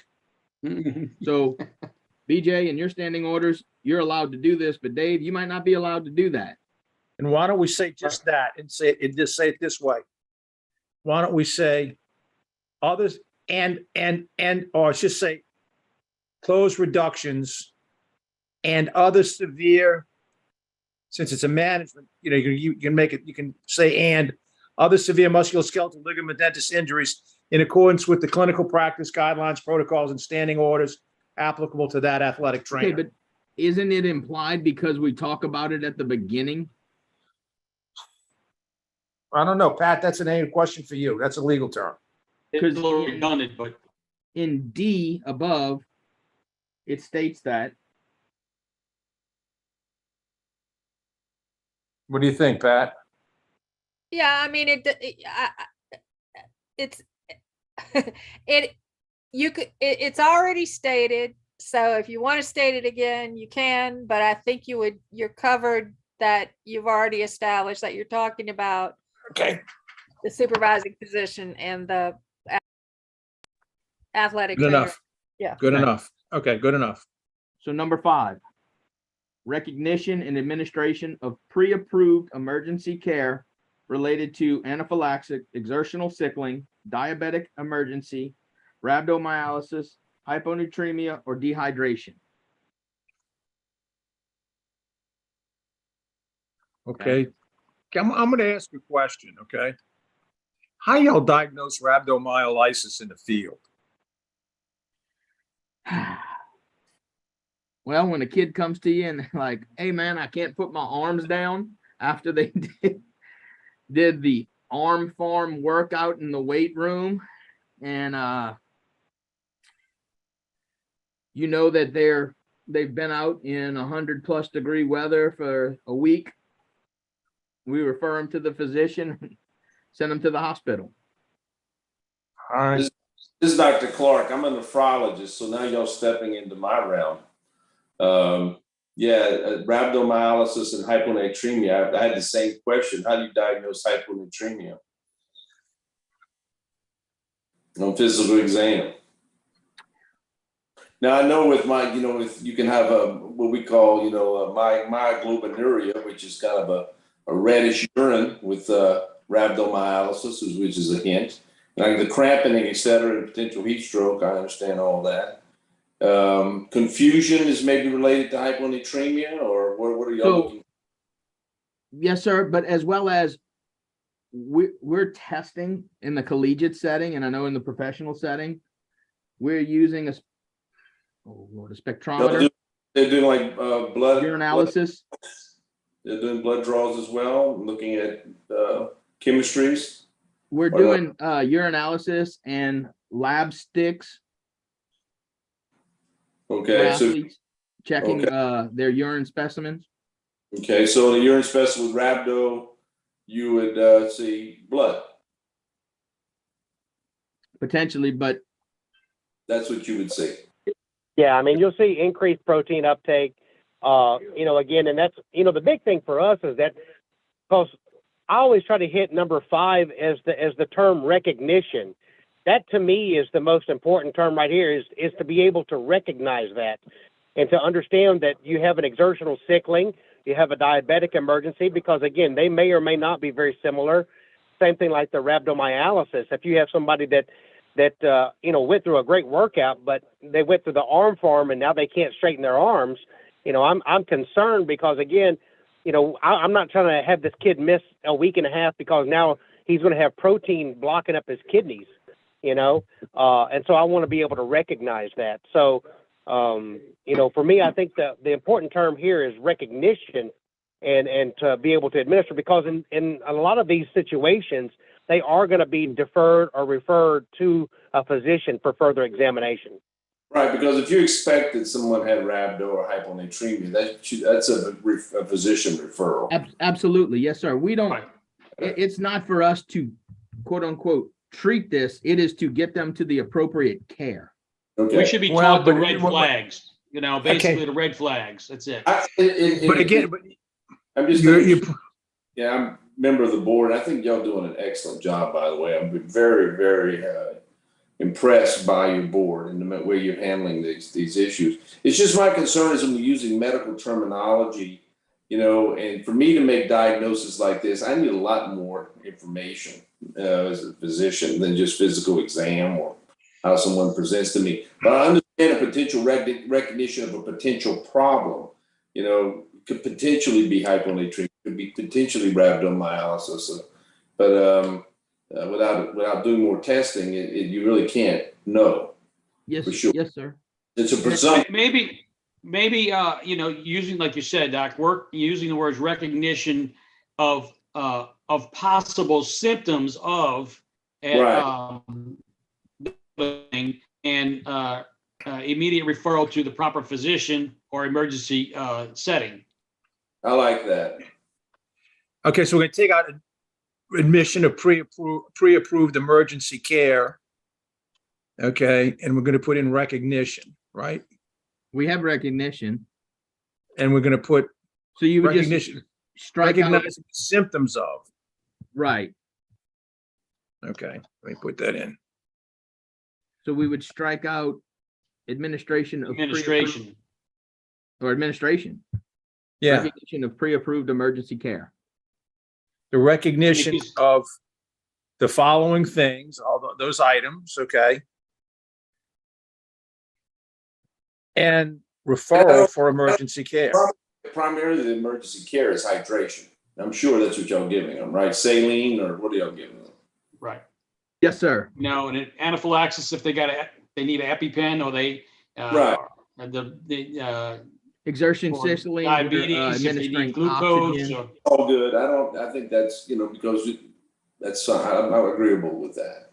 Right, and it's all pre-approved emergency care that is coming from the supervising physician. All good. Okay, so we're gonna put symptoms of the items with pre-approved emergency care and referral, okay? How about that? Okay. Emergency services. How's that? We'll set that for you to look at the next time we meet. Sir, all right. Moving on to F. Yes, sir. We're adding in athletic injury, well, athletic in front of injury. We're taking out the team physician and we're adding in supervising. Okay? And dropping or both, right? Oh, yes, sir. Good catch.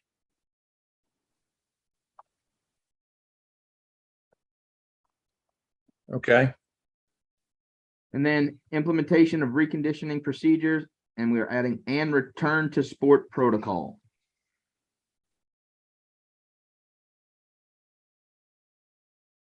Under number 1. okay, tell me, is there a difference between sport protocols and those clinical practice guidelines protocols and standing orders that you have from the doc? So reconditioning procedures and return to sport. So every individual is obviously an individual for a reason. They're different. And each injury is different. So you're not going to rehab an ACL the same as you would each time. So that's where return to sport protocol from the doctor will be individualized. Does that make sense? Not the way it's written, I want to be candid. Maybe it makes sense to Pat or to Dr. Clark, but it doesn't make sense to me. Right? You wouldn't treat a concussion. So a kid that has a concussion, another kid gets a concussion, you're not treating that concussion the exact same way. Everyone's different. Implementation of reconditioning procedures and return to sports as, it's not return to sport, it's return to sport protocols. So I guess I got to answer, what are those protocols? So should we just take out protocols? Why don't you say as, and return to their normal athletic activities in concert with their treating physician and and the ATs, the athletic, AT supervising physician. Because that's like 10 words that took the place of 4. Okay, and say, I'm trying to define sport protocols. That's my problem. No, And I it's don't have not the sport definition. protocols, it's return to sport protocols. Like there's treatment protocols, there's emergency protocols, there's diagnostic protocols, and there's There's return to sport reconditioning. protocols. Okay, so return to sport protocols is a unique a term of art, then I don't know, and I'm glad you're telling me about it. Leave it there. I mean, that's my interpretation. Am I wrong? Absolutely. Yes, ma'am. Okay. I'll have That's to agree, it. Dr. 4-1 Kavada. for the lawyer. Good job. I think it's good, Okay. Dan. I'm fine with that, as long as I understand what it says now. I've been looking at some of these too long. That's why I want to get them right. We do too. It's been a few years coming. Okay. Number 2, we're taking out operation of therapeutic devices and equipment. Okay. Then we're going on, I'm correct, down to number 4. Keep going, 1, 2. Keep going, Dr. Collada, underneath C. There we go. And we're taking out fitting of braces, guards, and other protective devices. And then we're adding in referrals to physicians or auxiliary healthcare services in the management of athletic care. Referrals will be made with the agreement of the athlete, or in the case of a minor, with agreement of a parent or guardian, except when circumstances require emergency transfer and the parent or guardian is unavailable. This is Clark. I think we need a legal advice on this one, Ms. Wilton. Yeah, I think that's fine. I mean, I think presumably it's been a while since my kids played sports, but presumably they've already signed something that says you have the authority to get emergency treatment for my child if I'm not around. The majority of us do.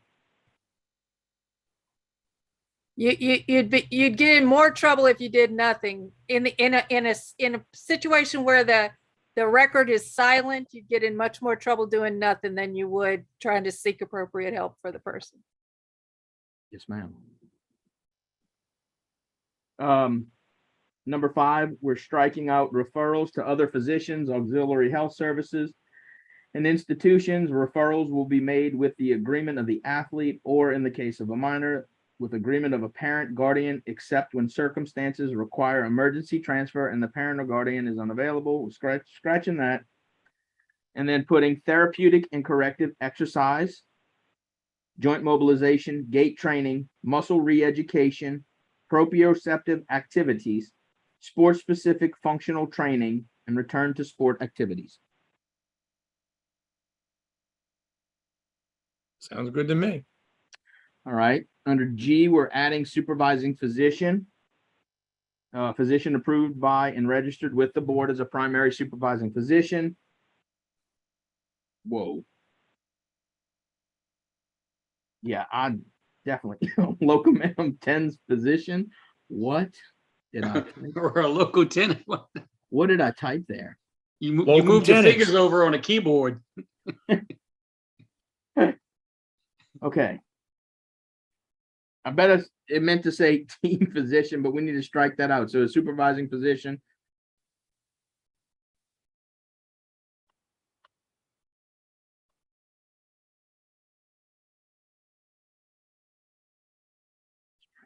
You're gonna delete that, right? Yeah, because I don't. That's like JD would say, little fat fingers were typing, and I was just All right, that's fine. unless I missed something on that one. JD can correct me if I'm wrong. We've looked at this a lot. All right, supervision, responsible direction and control with the supervising physician, assuming responsibility for the services rendered by an athletic trainer in the course and scope of employment with respect to the athlete or aspect of care the physician oversees. Supervision shall not be construed in every case to require the physical presence of the supervising physician. However, the supervising physician and athletic trainer must have the capability to be in contact with each other by either telephone or other telecommunications device. Supervision shall exist when the supervising physician responsible for the care aspect of care of the athlete gives informed concurrence of the actions of the athletic trainer, whether given prior to or after the action, and when a treatment plan or action is made in accordance with written clinical practice guidelines or protocols set forth by the supervising physician. Such guidelines or protocols shall require that athletic trainer contact the supervising physician when there is a question or uncertainty as to what should be done in a given case, or when approved protocol does not address the clinical situation presented. The clinical practice guideline and protocol shall be documented and reviewed annually by both the supervising physician and the athletic trainer. Clinical practice guidelines, a written set of directives or instructions regarding routine medical conditions to be followed by an athletic trainer in patient care activities. The supervising physician and athletic trainer shall maintain a written copy of such clinical practice guidelines and protocols, which shall be made immediately available for inspection by authorized representatives of the board. The level and method of supervision shall be at the discretion of the supervising physician. A physician may supervise more than one athletic trainer. The Athletic Trainer Advisory Committee to the LSBME shall periodically publish model forms and examples of clinical practice guidelines and protocols. The Athletic Training Advisory Committee to the LSBME mandates that an athlete must complete a physical examination and cleared by a physician prior to participation. The Athletic Trainer Advisory Committee to the LSBME deems that the supervising physician should have the final and unquestionable authority regarding athlete return to play decisions. Athletic Trainers Advisory Committee to the LSBME shall require athletic trainers to list the name and NPI of the supervising physicians at the time of licensure renewal.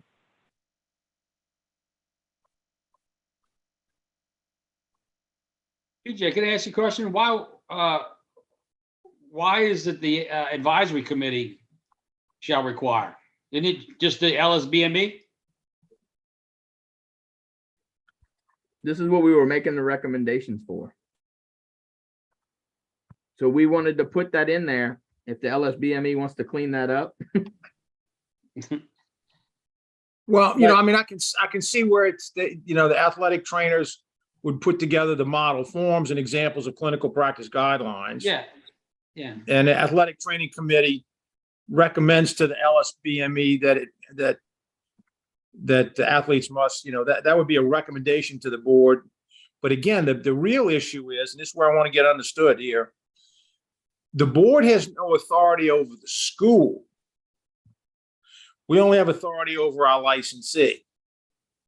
So does the school have an exclusion to mandate athletes must complete a physical examination form? Sir? Do The High School schools have, Athletic Association does, in most cases. all right, well, what about the college athletes? I'm sorry, I didn't hear what you had said.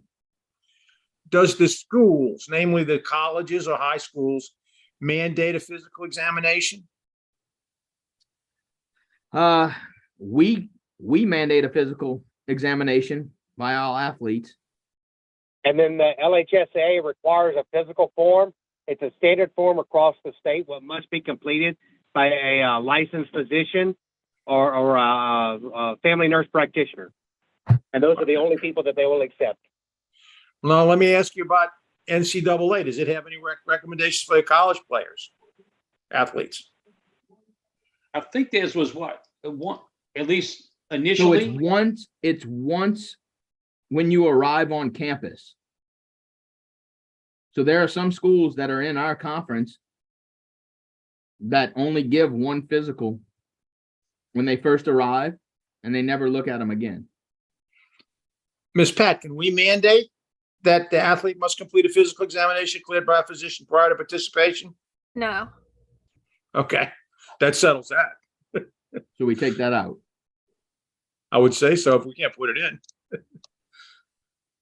But I guess what the real issue is, what are you trying to say here? Maybe we're parsing the words and not getting what you really want to say. Basically what it is we're just trying to make sure that every athlete is capable to practice safely, make sure they have a physical examination prior to practice. We just Well, kind of, and to play devil's advocate again with this, if we do say cleared by a physician prior to participation, then those individuals that get that, for high schoolers that get the nurse family practitioner to do that, I mean, he or she is signing their name and they're not technically cleared by a physician because the family practice person or the family nurse practitioner signed off on it and not their supervising physician. So, I think the intent was good to say but I that don't think before we you can can mandate, right? Yeah. Yeah. We're trying to make a recommendation to a lot of people here, and a lot of coaches and parents of athletes are going to be upset if we try to force something like this. And I don't know. Yeah. But I You're don't not- think that would work. You're No. not swimming, you're not really swimming in your lane, No, because that's No. not for you to regulate. No. so we strike that. Now, you're certainly within your rights if you happen to see some child who, I'm gonna say young, I'm gonna say children, but you know, because I'm Under presumably, 18, you're going to say, yeah. yeah. A minor.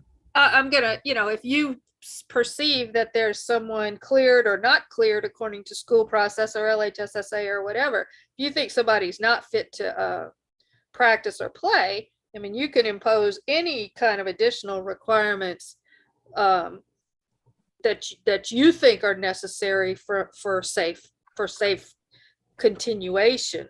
But it just can't. But it has to be something that you've observed in the course of observe. You can't bar them from coming in without it. You just have Right. to. They could see start a them. practice, but if you Yes. recognize this kid's Correct. heart rate can't come down after Correct. 5 minutes of practice, Yes. then you're going to talk to You're gonna. That's your right. team doctor, your physician, and tell him this, and he's going to say, make I the need- recommendation. Yeah. Exactly. This is Clark with the board. Dr. Collada, could that be made an advisory opinion instead of making it part of the bylaws if there was concern that that athletes should have a physical examination? I don't know if that'd be appropriate or not. Yeah, no, I mean, it can be done any way the board thinks they want to do it. Well, I I'd just like, don't know that we can that- mandate to, I don't know, we can mandate to college that they have to have a physician, but I think we could say it's good practice. well, if they felt that was necessary, then we would probably entertain it at the board level if they felt that was something they wanted to do. As a statement more than as a rule. This is just little. Right, edit. because we have no way to mandate something, if I'm correct. We can't require the LHSA to follow our rule. Correct, but we could make it as an advisory opinion, just saying that Yes, that's sir. what we would suggest. Yeah. Yeah. Not It's, It wouldn't be binding, but it would be. no, it's a good health It's recommendation. on public record, and that we're protecting the public, and this is a recommendation from the committee. Well, it would really be on advisory opinion of the board, advisory opinion of the board that says all athletes participating in athletic endeavors in our colleges and high schools should have an annual physical examination prior to the beginning of each year. I mean, I think as a matter of is that a good thing? I think that would be a good thing. Not to be contradictory or take issue with Dr. Clark's suggestion or anything at all. I'm just wondering how the board necessarily finds itself. I mean, we regulate physicians and other healthcare practitioners. We don't regulate schools. We don't regulate athletes. It's sort of like saying if we put out an advisory opinion that we think everybody ought to wear a seatbelt or everybody ought to quit smoking. I mean, it's just not, it doesn't really relate to the regulation of the Medical Practice Act or anything like that. I'm not saying don't do it. I'm just saying I'm not sure what the hook is. I think there are other bodies that really. And I think what you're saying, Ms. Patricia, is there's no way to regulate it either. Right. And Not from us. Right. And if we, I think as a general principle, I think I can't imagine anybody would disagree with that. I just think somebody might say, why is that y'all's business, more than it is the average person who would stop and think about it. Everybody, anyway. Yeah, it would be the kind of thing that if the LSBMA put out a newsletter every month and the feature is sports injuries, and you said, that was one of the bullets that y'all would paste, yeah, it would be a great thing to put in a little newsletter. Or if we spotlighted these are the 16 categories we licensed. This week, we're talking about athletic trainers, and we put in there that even though we don't regulate schools or anything like that, our athletic trainers are of the firm belief that blah, blah, blah, that kind of thing. But does it fall on deaf ears if we put it in our rules and regs? Yeah. Well, it's leadership, and I think the state looks to the board and to our subcommittees for leadership. Not to say if the board would appreciate us more by putting something in like that, we're all for it, because we need these regs to pass. Yes. Okay. I think I figured out under supervising physician what I was trying to type there. Or a local team physician. Okay. But I don't know. It auto-corrected for locum tenens. That just means a traveling physician, kind of like. There we go. So you wanted to say really a word. It bothered me this whole time. I was like, locum tenens is I could bring a guy into my practice for 4 weeks while I go take a vacation. He's a locum tenens physician in my practice. Then when I come back, he's gone. So we're just going to say local team physician. I thought that was just Cajun for. No, it just saw physician and it auto-corrected to that, evidently. Just fancy. Yeah, sure. We'll go with that, Miss Patricia. I like what you think. And that, to my knowledge, is it. All right. Well, first question, when do you want to meet again?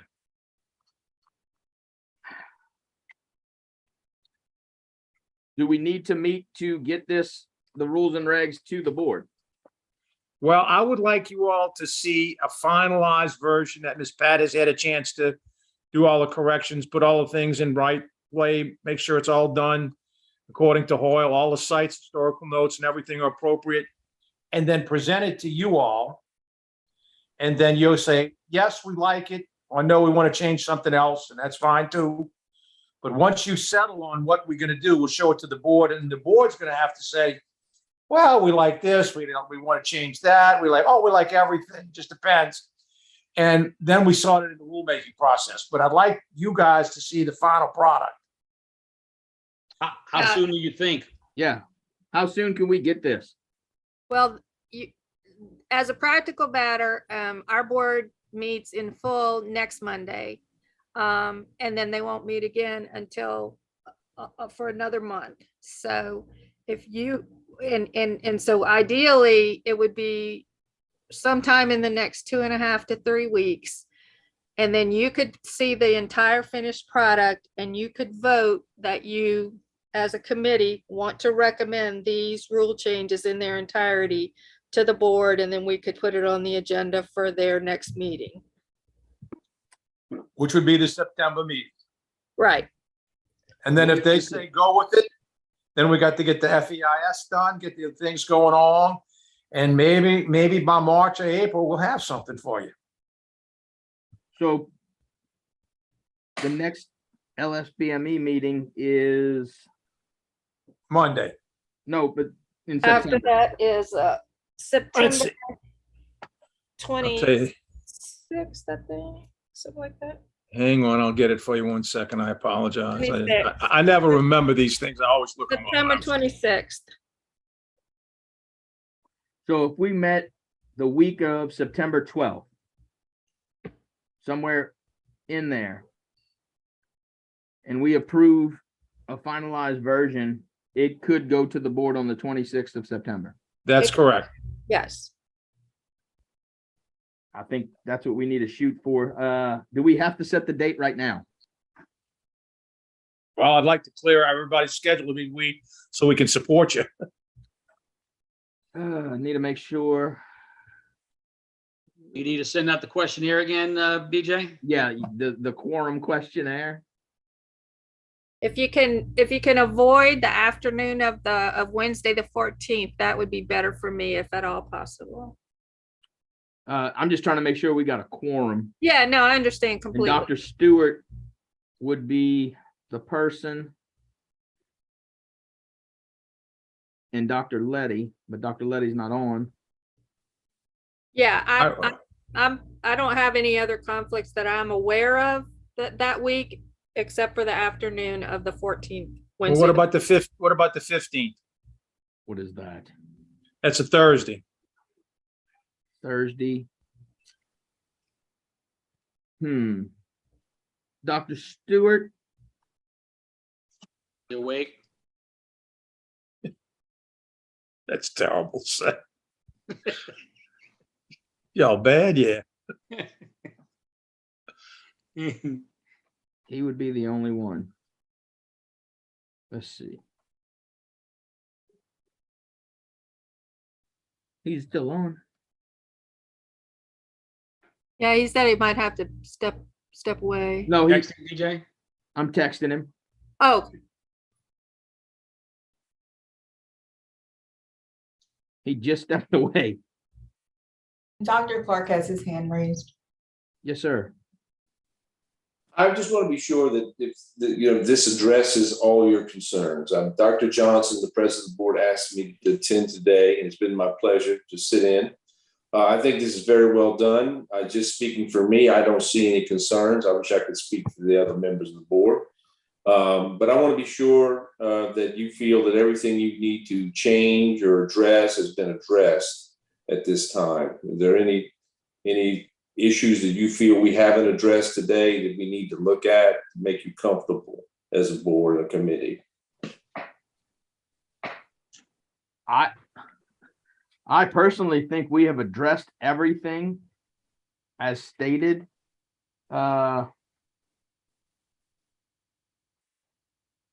In the proposed rules. I'm just double checking, going through everything to make sure. Is there any issue with with the Louisiana Association of Athletic Trainers? No, sir. Okay. No, sir. I'm just trying to make sure one thing was added in here. Just a second. You're not,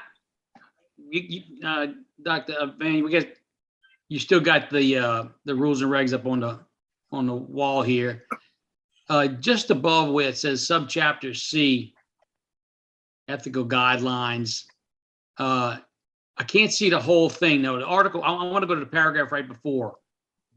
Supervision employed engaged, licensed shall not. Okay.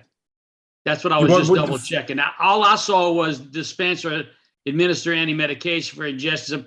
And I didn't see where it said athletic trainer shall not. Okay. I was about to say, I didn't think we had those abilities yet. Dr. Clark, I mean, I'm looking through everything and I am almost positive, and JD can correct me if I'm wrong, that we have everything in here because everything is referring back to the supervising physician. And if we have standing orders and they are comfortable with our certification levels, such as dry needling or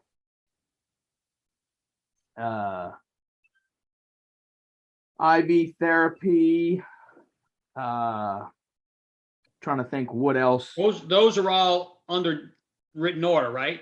Right. We were able Yeah, to do those with written Suturing, order. IV therapy, dry needling, because you have to have certifications, special certifications. Right. And then your physician would have to sign off on that. Okay.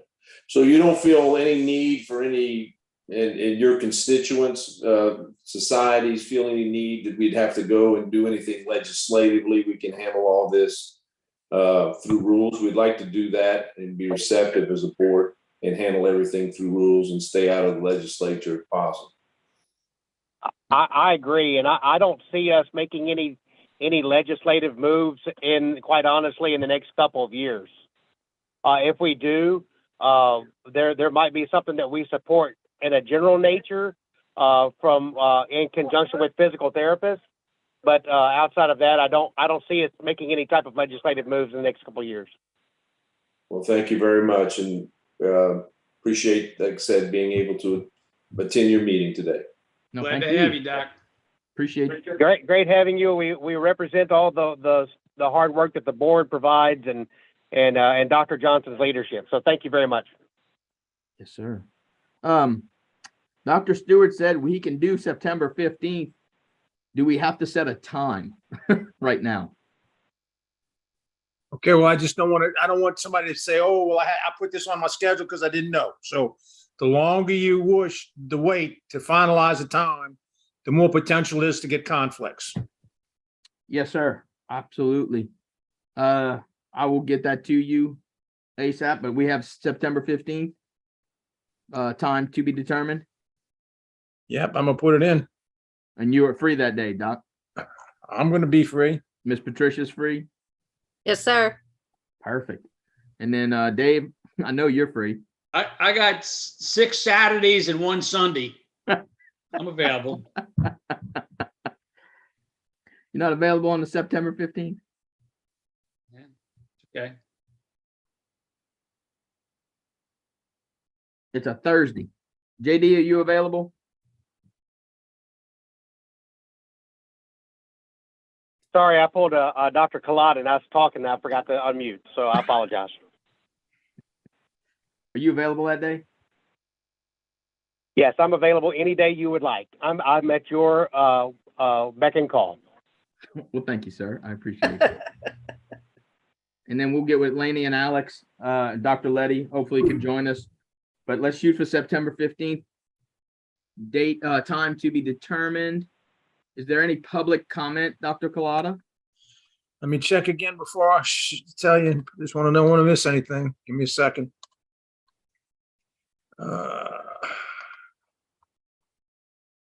Okay, none that I can find. If we stay on for 15 more minutes, we'll get 2 CMEs. I'm just letting you know. All right. Well, there's nothing else. Do we need to discuss? Let me double check the agenda. Awesome. We will adjourn, motion to adjourn.